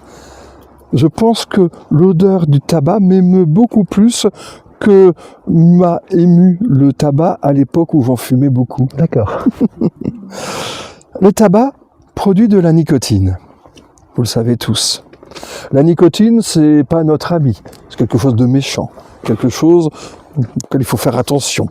De ne pas tomber dans l'addiction. Il y a une autre substance qui s'appelle la vitamine B3 que l'on prend lorsque l'on est fatigué, lorsqu'on va mal. La vitamine B3 est une substance intéressante, médicinale, très utile, que nos toubibs nous prescrivent quelquefois, surtout ceux qui font de la micronutrition. Imaginez mon effroi lorsque j'ai appris que l'autre nom de la vitamine B3, c'est l'acide nicotinique. C'est la même substance à une oxydation près. Quelle grande supercherie, encore une de plus. L'acide nicotinique, la vitamine B3, sont des éléments primordiaux. Primordiaux, ça veut dire qu'ils viennent avant tous les autres dans le métabolisme énergétique de tous les êtres vivants.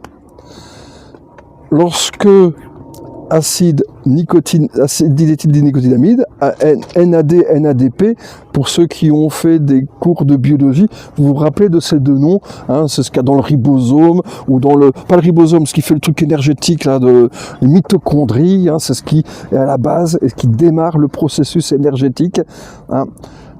Et tout être, quand il est un petit peu fatigué, si il a accès à un petit peu plus de vitamine B3, son métabolisme en sera soutenu et accéléré. C'est pour ça que quand on fume, c'est un peu excitant.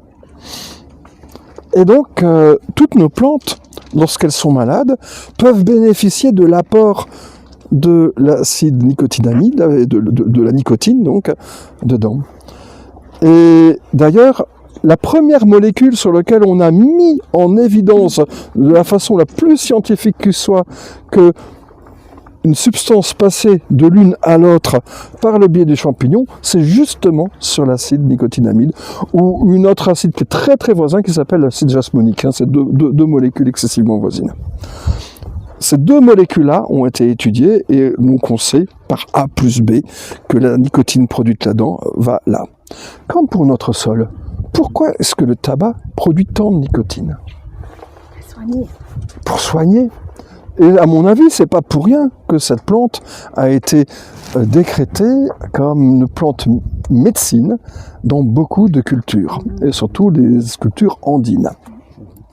Et moi, je me suis dit que, tant qu'à faire, je vais aller planter du tabac partout. J'ai trouvé quelques variétés vivaces. C'est peut-être son cas, celui-là, je ne sais pas. Elle est annuelle, voilà. Mais une variété vivace que j'ai trouvée dans une petite commune où elle s'est naturalisée spontanément sur le plateau de Millevaches, tout en haut du Massif central à 1000 mètres d'altitude. Ah oui. La commune de Tarnac. Pour ceux qui aiment les extravagances de, de gens d'extrême gauche, on est des éco-terroristes, comme on dit maintenant, aller voir Tarnac et aller récupérer à cette saison-là toutes les graines qu'il y a partout dans la ville. Il y en a partout qui poussent. Et ce plant de tabac est vivace, même à haute altitude. Et donc j'en ai mis plein dans le jardin, disant que ça y est, plus jamais mes plantes ne seront malades, elles auront accès à toute cette nicotine. Et imaginez ma surprise lorsque, bien évidemment, au début où tout ça a commencé, les plantes ont toutes manifesté une croissance, une verdeur, une puissance tout à fait exceptionnelle, mais qu'au bout d'un moment, lorsque le premier mildiou est arrivé, elles sont toutes tombées malades. Je n'ai pas fait toutes les mesures, juste quelques bribes de mesures. Je n'ai pas un processus scientifique qui peut dire la vérité, au sens où les scientifiques disent la vérité. Mais mon sentiment sur le sujet, c'est que toutes les plantes ayant pris l'habitude de fonctionner avec beaucoup de nicotine avaient besoin d'encore plus de nicotine pour bien fonctionner. Ça nous rappelle quelque chose. Les plantes aussi sont victimes d'addiction. Voilà quelque chose que nous partageons, une chose de plus. Voilà, et donc ce plant de tabac, j'en ai toujours quelques-uns dans le jardin pour les honorer, pour me régaler. Je ne les fume plus, mais on nous dit qu'ils ont tellement de vertus que je pense, et je veux, et je souhaite, ça c'est une intention profonde en moi, à faire confiance en tous ces peuples premiers, tous ces peuples anciens qui connaissent quelques vérités qui aujourd'hui nous échappent complètement.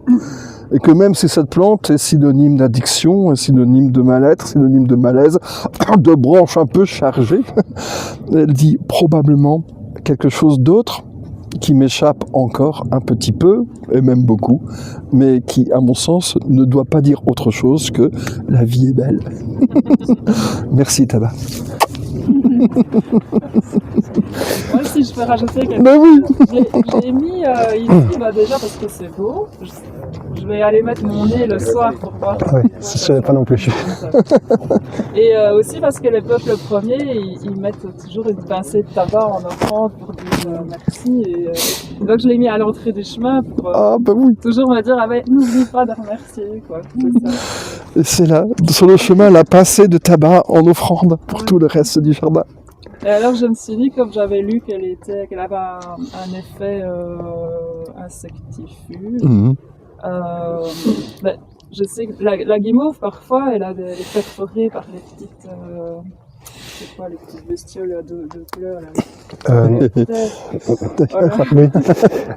Des chrysomèles. Chrysomèles. Ouais, un Je truc voulais comme ça. voir si le fait de mettre du tabac à côté allait faire un effet, mais je n'ai pas encore vraiment remarqué. Peut-être que ta guimauve est déjà addict.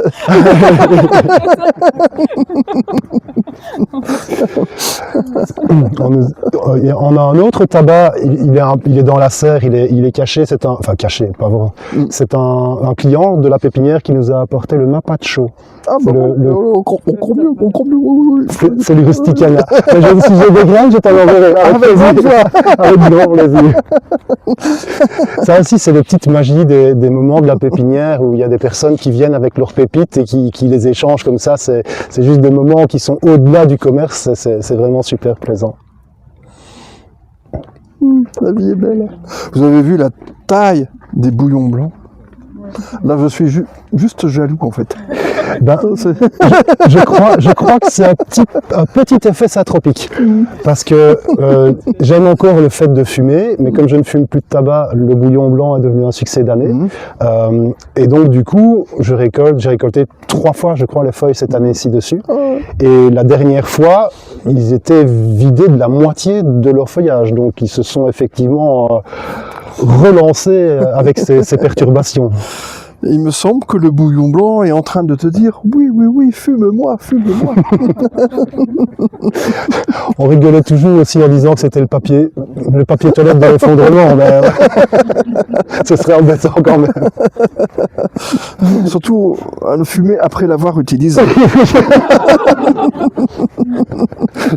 Je crois que ce sera comme avec les pousses de Brienne, je ne tenterai pas non plus. On passe par là. Allez-y, comme ça vous allez vers la spirale. En la file indienne, c'est l'occasion justement de se rappeler des peuples premiers aussi. Donc pour l'instant, on récupère toutes les autres toitures de toutes les surfaces qu'on peut avoir, à l'exception de la roulotte et de la yurtagone. Donc on remplit au fenil au chalet et à la cabane à plantes. On utilise aussi de temps en temps l'eau de la rivière pour venir en complément. Mais Bernard me posait la question tout à l'heure. La semaine prochaine, on introduit les permis de bâtir pour créer 2 étangs, en fait, enfin 2 mares. Une première mare tout au-dessus en amont dans la prairie du Poney, vraiment au poil plus haut, et une deuxième là-bas dans le fond, derrière le grillage, dans la friche de Chardon là-bas, où il va y avoir une deuxième mare.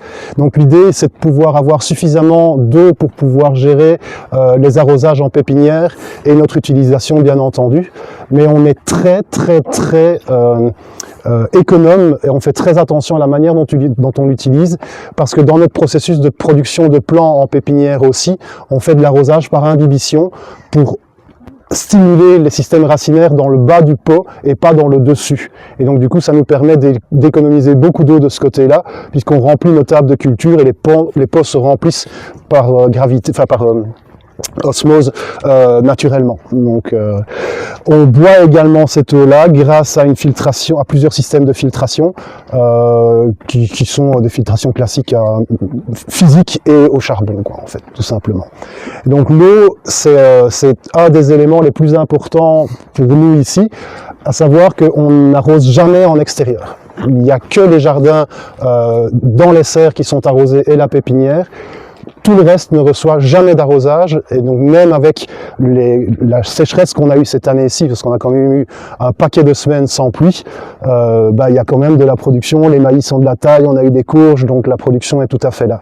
Mais pour ça, comme on pratique le maraîchage sur sol vivant depuis le départ des cultures, on a atteint un taux d'humus dans les sols de 12,7%. Donc on a une vraie réserve de flotte en dessous des pieds. Savoir, c'est 200 litres d'eau par pourcentage d'humus qu'on a par mètre carré. Donc j'ai une sacrée citerne en dessous de mes pieds systématiquement. Et tout est paillé, oui.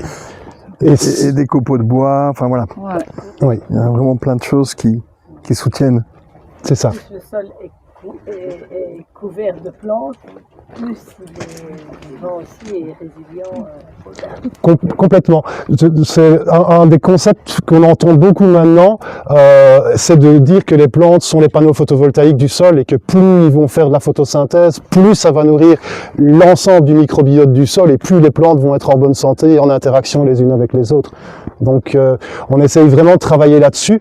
En 2009, quand j'ai commencé mes premières expériences de production maraîchère, j'ai vraiment fait de l'association et à l'époque, Stéphane, un collègue qui passait comme référent technique sur les différentes parcelles, me rapportait toujours les maladies qu'il y avait à gauche, à droite chez les collègues.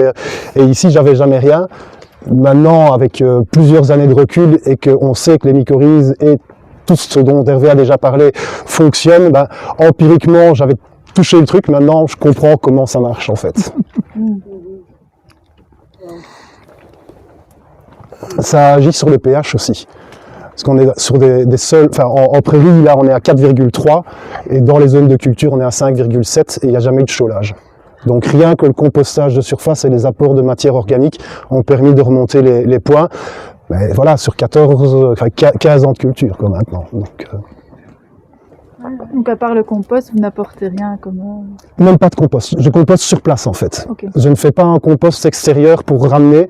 Je l'ai fait une fois, mais comme je composte très mal les choses, que je ne les aère pas suffisamment, j'ai ramené des centaines de graines d'adventice, enfin non, des milliers même, et on a passé notre temps à désherber. Donc le compost, je le laisse faire aux autres.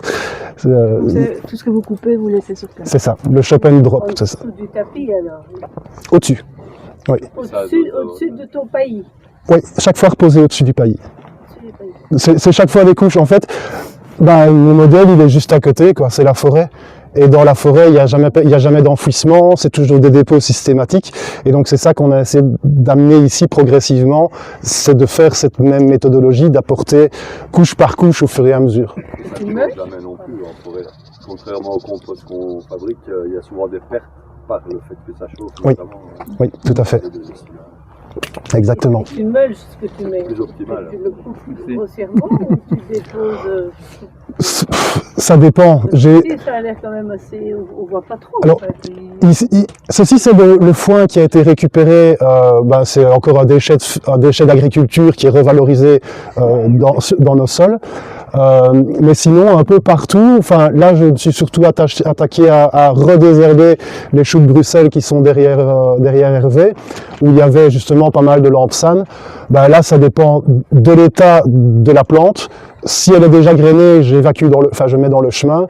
Si elle n'est pas encore grainée, alors là je la pose au sol. C'est ça. Si c'est une herbacée, je ne me tracasse pas.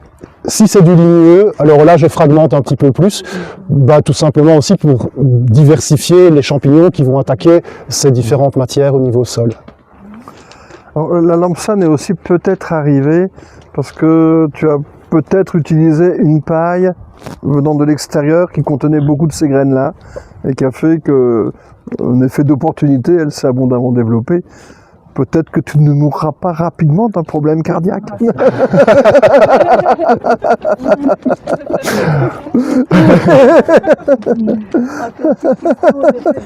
foin, c'est bourré de graines. C'est du foin qui a déjà été en partie détérioré, donc c'est du foin loupé pour les bêtes qui a commencé à pourrir. Donc quand les graines ont pourri, en général, là on est relativement tranquille. Et puis ici, l'épaisseur du paillage fait aussi en sorte qu'on a très peu de désherbage. Toute cette zone-là, il y a 3 semaines, était encore bien enherbée, hein, donc ça a été complètement renettoyé. Mais par contre, toute la partie haute, là avec les sauges et toute cette zone-là, on voit qu'il n'y a quasiment pas d'adventice qui repasse à travers. Pour ma part, je n'en vois qu'une. Elle est là. Ah oui. Et donc voilà, il ne devait pas y avoir trop de graines dans ce foin-là. Et puis les sols sont plus du tout retournés. Ça, on peut peut-être voir dans les jardins potagers la qualité de sol. On en avait parlé tout à l'heure. Pour que tu nous donnes ton avis justement. L'effet du sanglier. Dans la forêt, certes, ça se met par couche, mais de temps en temps, le sanglier vient perturber un petit peu les choses et permet à autre chose d'émerger, à autre chose de vivre. Et dans la diversité des façons dont on gère un lieu, hein, donc des endroits couverts, des endroits quelquefois un petit peu perturbés, va permettre l'émergence d'encore plus de diversité. Hein. Ce que j'aime aussi beaucoup dans cette idée de spirale, la spirale, c'est le vortex, la galaxie, quelque chose qui à la fois se concentre et à la fois se répand, hein, dans un double mouvement. Et la spirale du milieu est bien définie, mais regardez et admirez aussi toute la spirale qui est autour, comme toutes ces branches de galaxies qui diffusent et irradient partout autour de ce cœur-là de plantes qui soignent. Et que dans l'abondance de tout ce qui soigne, quelque chose va pouvoir ressurgir, se répandre. Que la vie fait qu'il y a plus de vie, et lorsque la vie abonde à un endroit, elle se répand. Et la forme de la spirale est quelque chose qui non seulement symbolise cette notion-là, mais le réalise également. Ma grand-mère appelait ça un aposème. Feu ma grand-mère. Alors c'est quoi un aposème? En fait, en nous voyant grandir, elle se rendait compte qu'on avait toutes nos petites faiblesses. Tous dans la famille, celui qui a un peu mal au foie, ça c'était mon papa. Celui qui avait mal au dos, ou celle qui avait mal au dos, ça c'était ma maman. Les enfants un peu agacés, ça c'était moi. Les enfants un peu trop avachis, ça c'était ma grande sœur. Et elle faisait une espèce de tisane dans laquelle elle mélangeait tout ce qui était bon pour tout le monde. Elle appelait ça un aposème. Ce soir, nous allons boire de l'aposème. Et c'est un peu cette image-là qu'il y a dans le jardin, de tout ce qui est bon, de tout ce qui peut être utile, de tout ce qui peut servir, toutes les plantes alentour, toutes celles que l'on cultive, et toutes celles qui ont eu la joie de venir pousser tout près d'ici, hein, spontanément et sauvagement, que là, il y a quelque chose qui diffuse, qui répand et qui soigne. Vous savez ce que les Indiens Kogi ont comme gouvernement? Nous, alors je ne sais pas trop en Belgique comment ça fonctionne, il paraît qu'il y a encore un roi ici. Nous, on leur a coupé la tête, mais on a une législation qui au début tenait dans une constitution et qui aujourd'hui s'étale sur des milliers d'étagères de lois, de décrets, de mise en application, de je ne sais trop quoi. Quelque chose que plus personne ne comprend, sauf quelques experts qui nous disent ce que justice veut. Mais pour les Kogi, ces Indiens d'Amazonie, enfin de la Serra Nevada, de Santa Marta en Colombie plus précisément, pour ces Indiens Kogi, il n'y a qu'une seule loi. Tu prendras soin de la terre et elle prendra soin de toi. Dans tous les jardins des Kogi, il y a un lieu qui ressemble à ça. dont personne ne connaît la composition, mais dont tout le monde voit le résultat. Un lieu où plein de fleurs, plein de couleurs, plein de types de verdure, plein de types de textures, plein de types de formes, dans une forme de garrigue, très dense, très touffue, très feuillue, très fleurie, très colorée, très tout. Et qu'il ne faut pas hésiter à rajouter encore plus de diversité là-dedans. Que plus de vie, ça donne juste plus de vie. On veut un monde où ruisselle l'abondance, c'est peut-être quelque chose à prendre en compte. Mais ce qui est encore plus exceptionnel dans tout ça, c'est que grâce aux arbres qui sont autour, grâce au réseau de champignons qui partent d'ici, mais qui vont jusqu'où? Dans tous les endroits où il y aura un arbre dans le paysage, il y aura ces fameux champignons qui diffusent le message, qui diffusent le soin, qui diffusent la façon dont bien vivre ensemble. Et qu'à partir de là, commence une métamorphose qui va bien au-delà de cet hectare et demi ou de ces 2 hectares et demi de terrain, qui va jusque là où il y a encore des arbres. Et qu'à partir de là, naît ce qui va vraiment révolutionner le monde, dans le sens qu'il y a des gens ici qui prennent soin de la terre. Merci à tous les deux, merci à votre jardin. La vie est belle.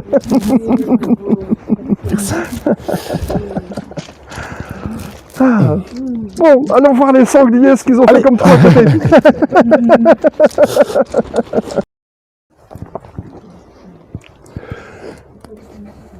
Donc les maraîchers, ne riez pas, hein. Ceci est une parcelle d'exploitation maraîchère. C'est pas du tout conventionnel, on est tout à fait d'accord. Mais ici c'est surtout en fait parce que je travaille sur sol vivant depuis 2014. Les jardins, enfin non, depuis 2009, depuis 14 ans, c'est ça que je voulais dire. Et là, depuis 3 ans, les jardins ne sont plus du tout travaillés, même à la grelinette. Il n'y a plus du tout de retournement de sol. Et là, c'est l'expert agronome que j'attends pour voir justement son avis. L'idée, c'est que malgré les pluies qu'on a eues, c'est d'essayer d'avoir des sols les plus souples possibles. Donc, on voit quand même sur les couches de surface. Attends, j'aime bien. Je t'en prie. Le contact direct. Voilà. Ça apprend tellement de choses. Si vous voulez prendre la poignée à sentir, ou bien on a une vraie odeur d'humus. Hein. Oui. Mm-hmm. Attends. J'ai envie de faire. C'est beau. La terre sans le chou. C'est normal, on est à côté d'un chou. Wow. Oh, vous savez ce qui me vient à la tête? Je devais avoir 13 ans.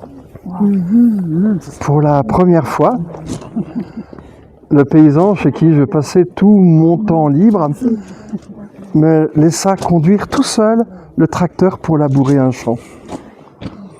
C'était à l'automne. Peut-être au mois d'octobre.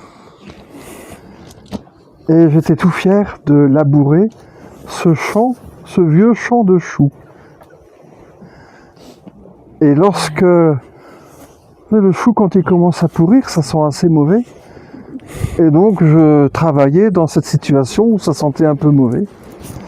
Et juste au moment où le dernier plant de chou s'est retrouvé enseveli par ce labour que je faisais, il y a une nouvelle odeur qui est apparue, qui est celle-là. Oh, comme ça me fait du bien. Vous ne pouvez pas savoir comme j'étais fier d'avoir pu labourer mon premier champ. Aujourd'hui, je suis un peu revenu sur la matière et je ne laboure plus. Mais ça sent mon enfance. Waouh! Je suis sûr que ça sent pas la même chose à côté du maïs. C'est une terre comment à la base? Argileuse, extrêmement argileuse. Quand j'ai commencé ici les premières années, ça craquelait directement dès qu'il faisait sec pendant 15 jours, et dès qu'il pleuvait un petit peu comme ceci, tu partais avec 2 kilos de boue à chaque pied, quoi. Et là maintenant, on a une très très belle terre. Oui. Oui, je vois que tu n'as pas de goût. J'essayais d'inspecter justement. Et donc en fait, on est sur des buts de culture qui n'ont plus bougé depuis... ce jardin a été constitué en 2014, je crois, ou 15, donc 15. Et depuis, les chemins sont toujours des chemins et les zones cultivées sont toujours des zones cultivées, ce qui permet d'avoir une très belle profondeur de sol. En règle générale, j'étais un peu surpris de ne pas pouvoir descendre très très bas. Peut-être sont-ce les terres, mais voilà, on voit ici que on a la possibilité de descendre dans les sols et d'avoir même 20 cm plus bas, toujours une texture qui est vraiment belle. Et j'ai rien fait d'autre que favoriser les vers de terre qu'Hervé parlait tout à l'heure. On est vraiment là-dessus, c'est le travail de la microbiologie du sol qui permet d'avoir ce genre de retour et de terre en surface extrêmement agréable. Ouais. Alors sur la question éventuellement qu'avec le temps qui s'assèche, on aura besoin d'une épaisseur de sol de plus en plus profonde pour stocker plus d'eau, pour permettre aux racines de descendre un petit peu plus bas. Et il y a plusieurs façons de le faire. Et une des façons, c'est justement de penser au chou. Plutôt radis, où les Japonais aiment bien le fameux daikon. Ouais. Hein, des radis qui n'ont pas du tout la force de transpercer le sol. Par contre, peut-être savez-vous que les radis sont incapables de se connecter aux champignons du sol. Ouais. Ils vivent seuls, un peu isolés, créent énormément de radicelles et sécrètent énormément de sève dans le sol pour nourrir la vie du sol et les bactéries dont ils ont besoin. Et chaque fois qu'une racine de radis va rencontrer un endroit un petit peu dur, les racines vont faire un coude. Et à ce coude précisément, la sève va être comme freinée, parce que le tuyau fait un coude, et il va y avoir beaucoup plus d'exudats qui vont se retrouver aux endroits où les racines font des coudes, donc aux endroits où il y a des sols qui sont un peu tassés. Et comme il y a beaucoup de sève qui apparaissent là-dedans, plein de bactéries, plein de moisissures, plein de tas de trucs, enfin, des moisissures qui ne sont pas forcément dangereuses pour le chou, bien au contraire, vont se développer.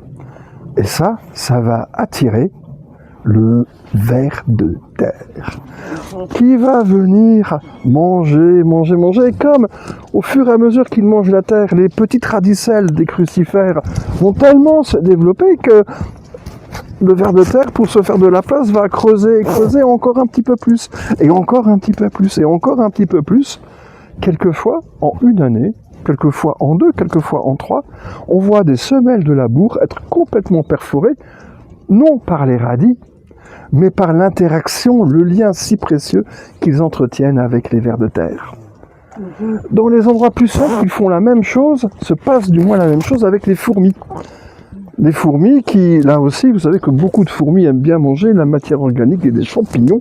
Il y a plein de fourmis champignonistes dans le sol de nos potagers. Il n'y a pas qu'en Amazonie qu'il y a ces choses-là. Et bien ces fourmis qui vont manger tous les champignons, toutes les petites moisissures, donc ils vont se développer autour des exudats. D'ailleurs, quand on déterre un chou, souvent on voit toutes les radicelles et on voit plein de filaments blancs, qui ne sont pas des mycéliums, mais des champignons façon moisissure, comme la croûte d'un fromage, qui vont se développer autour des racines, et ça, les fourmis viennent de manger. Et là où ça fait un coude, il y en a plus, et donc il y a plus de fourmis, et puis les racines repoussent dans les trous qu'ont fait les fourmis, et donc les fourmis recreusent autour de ces trous, et ainsi de suite. Les fourmis, dans les milieux secs, arrivent à descendre encore plus vite que les vers de terre, parce qu'elles s'appliquent toutes avec leurs mandibules à faire des trous, et quand elles voient qu'autour d'eux, autour d'elles, au-dessus d'elles, il y a tout un amas de radicelles, elle se dit, ah, voilà un endroit protégé de l'infiltration de la pluie, on va y vivre là, et elle commence à faire une galerie qui descend, quelquefois à 1 mètre ou 2 de profondeur. Oui, les fourmis dans les sols tassés sont nos précieuses alliées. Pour avoir des fourmis qui perforent, on a besoin de quoi? De brassicacées, de plantes qui donnent des graines.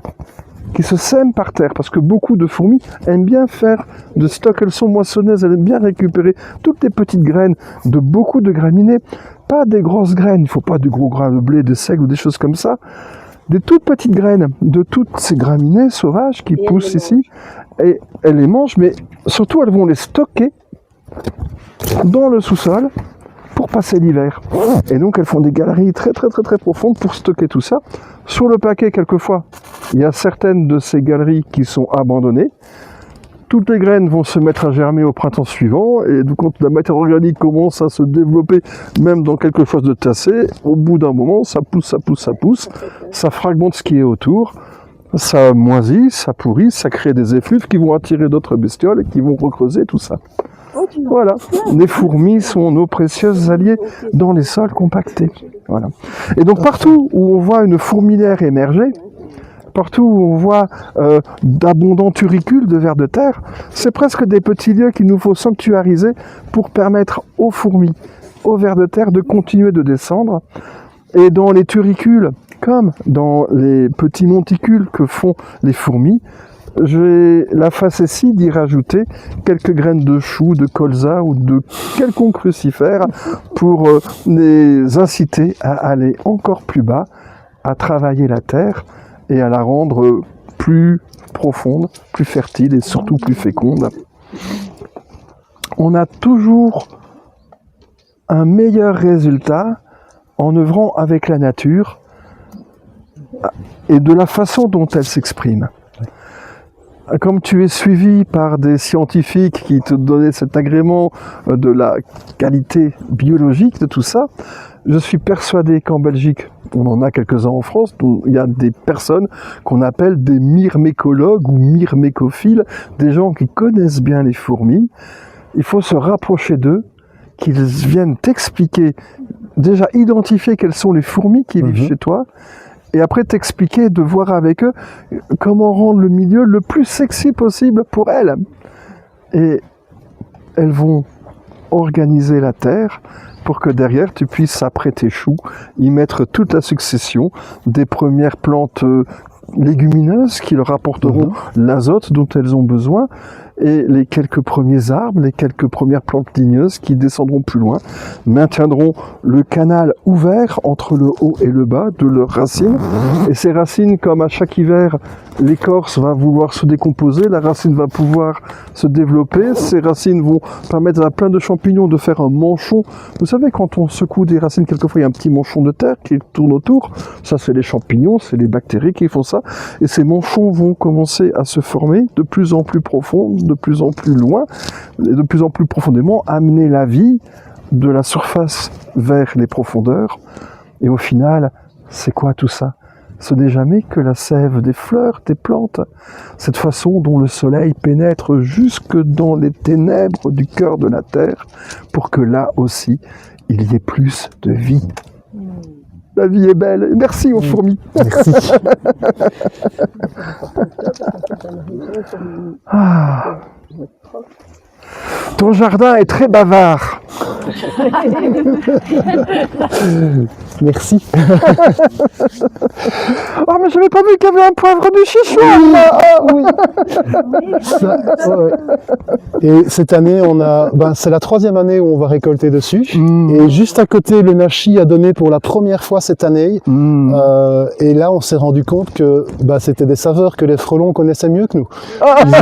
Ils ont mangé 6 fruits sur 7 pendant pas le temps. Tu as déjà eu tes fruits? On a eu les premiers cette année ici. Ouais. Non, mais ils sont déjà mûrs, ils sont déjà partis. Ah oui, on en a déjà mangé une partie et les frelons se sont occupés de creuser complètement les autres. Quoi. Voilà. Voilà. Et donc, toi, dans la guilde la plus asiatique, de ce côté un peu chinoisant de ton jardin, c'est ça. Le poivrier, le nachi, il va manquer le plaque minier. Non, le plaque minier. Non, ça c'est le plaque minier. Ah, ça c'est le nachi. C'est un nachi à feuilles de plaque minier. Mais oui. C'est quoi cette blague? C'est un nachi ou c'est un plaque minier? Oui, c'est un nachi. Oui, mais chez Pierre, moi aussi, à chaque fois je lui demande, alors c'est quoi ça, c'est plaque minier ou nachi? Je vais me gourer. Il avait quelques nachis dont la feuille avait un peu la forme du poirier, mais il y en a plein qui ont des formes tellement extravagantes. Mais il y a plein de formes différentes, même certaines qui sont très allongées, presque recourbées en carène de bateau.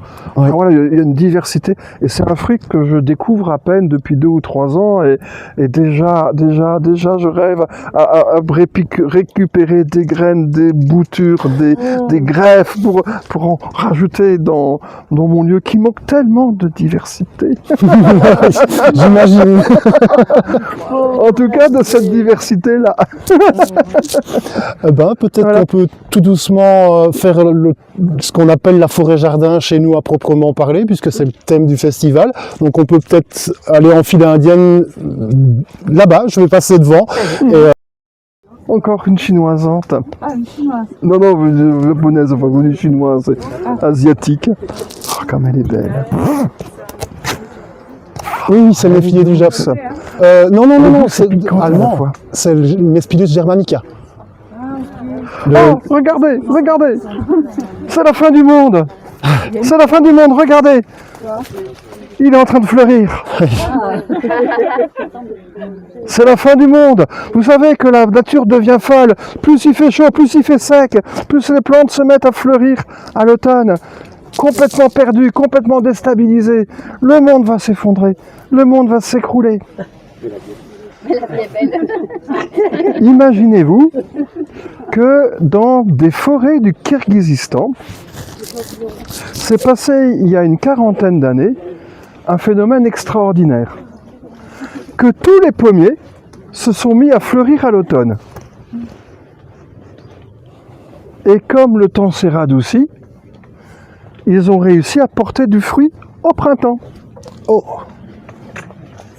Et comme les conditions étaient propices, les graines se sont mises à germer et sont apparues là-bas des variétés de pommes qui maintenant savent fleurir à l'automne et donnent des fruits au printemps. En parlant, la nature est folle, en parlant avec des producteurs d'agrumes de ces mêmes secteurs. Eux nous ont dit que, mais vous savez bien qu'il y a 2 grandes catégories d'agrumes. Des agrumes qui fleurissent au printemps et qui donnent des fruits à l'automne, les yuzu, les satsuma, enfin toutes ces choses qu'on commence à voir arriver chez nous. Et il y a des agrumes qui fleurissent tout le temps et qui donnent des fruits tout le temps. Et il y a des agrumes qui fleurissent en hiver ou à l'automne, voire en hiver, et qui donnent leurs fruits plus d'1 an après. Qu'en fait, il y a 2 catégories de choses et que les mêmes plantes sont capables, selon le climat qu'il fait, de se mettre à avoir comme saison compliquée l'hiver, et donc des fleurs au printemps, des fruits à l'automne, ou au contraire à avoir à contre-saison, quand la mauvaise saison est l'été, qu'il fait trop chaud et qu'il fait trop sec, des fleurs à l'automne et des fruits au printemps.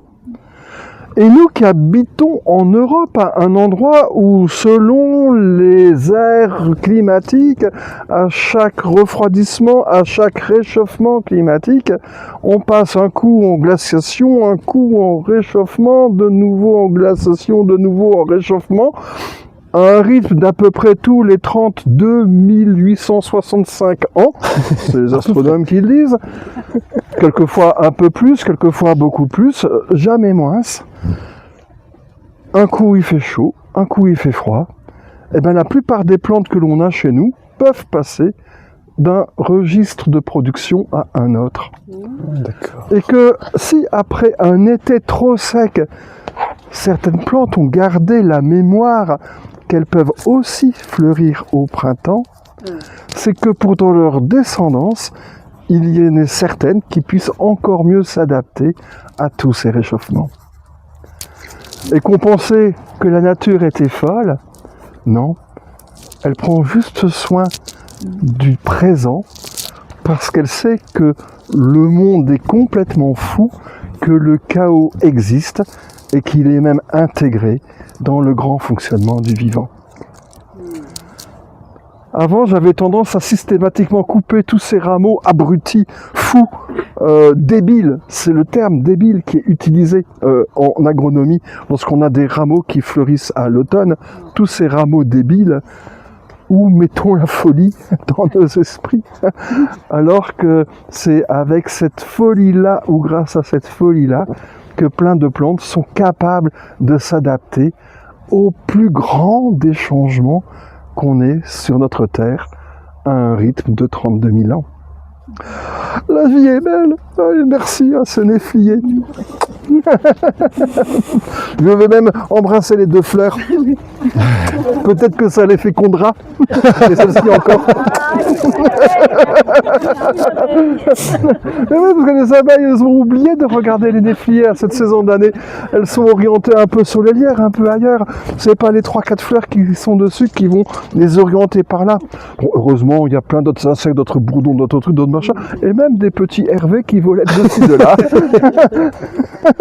Ah, merveilleux. Donc ce n'est pas la fin du monde. Et à côté, passer à côté de ma grande chouchoute, Rubus phoenicolasius. Vous savez, la botanique, c'est l'art d'injurier les plantes en latin. Regardez comme elle est belle, regardez cette vigueur de cette canne fantastique et de ce duvet rouge, doux et rude à la fois. Essayez avec grande délicatesse de la caresser du bout des doigts.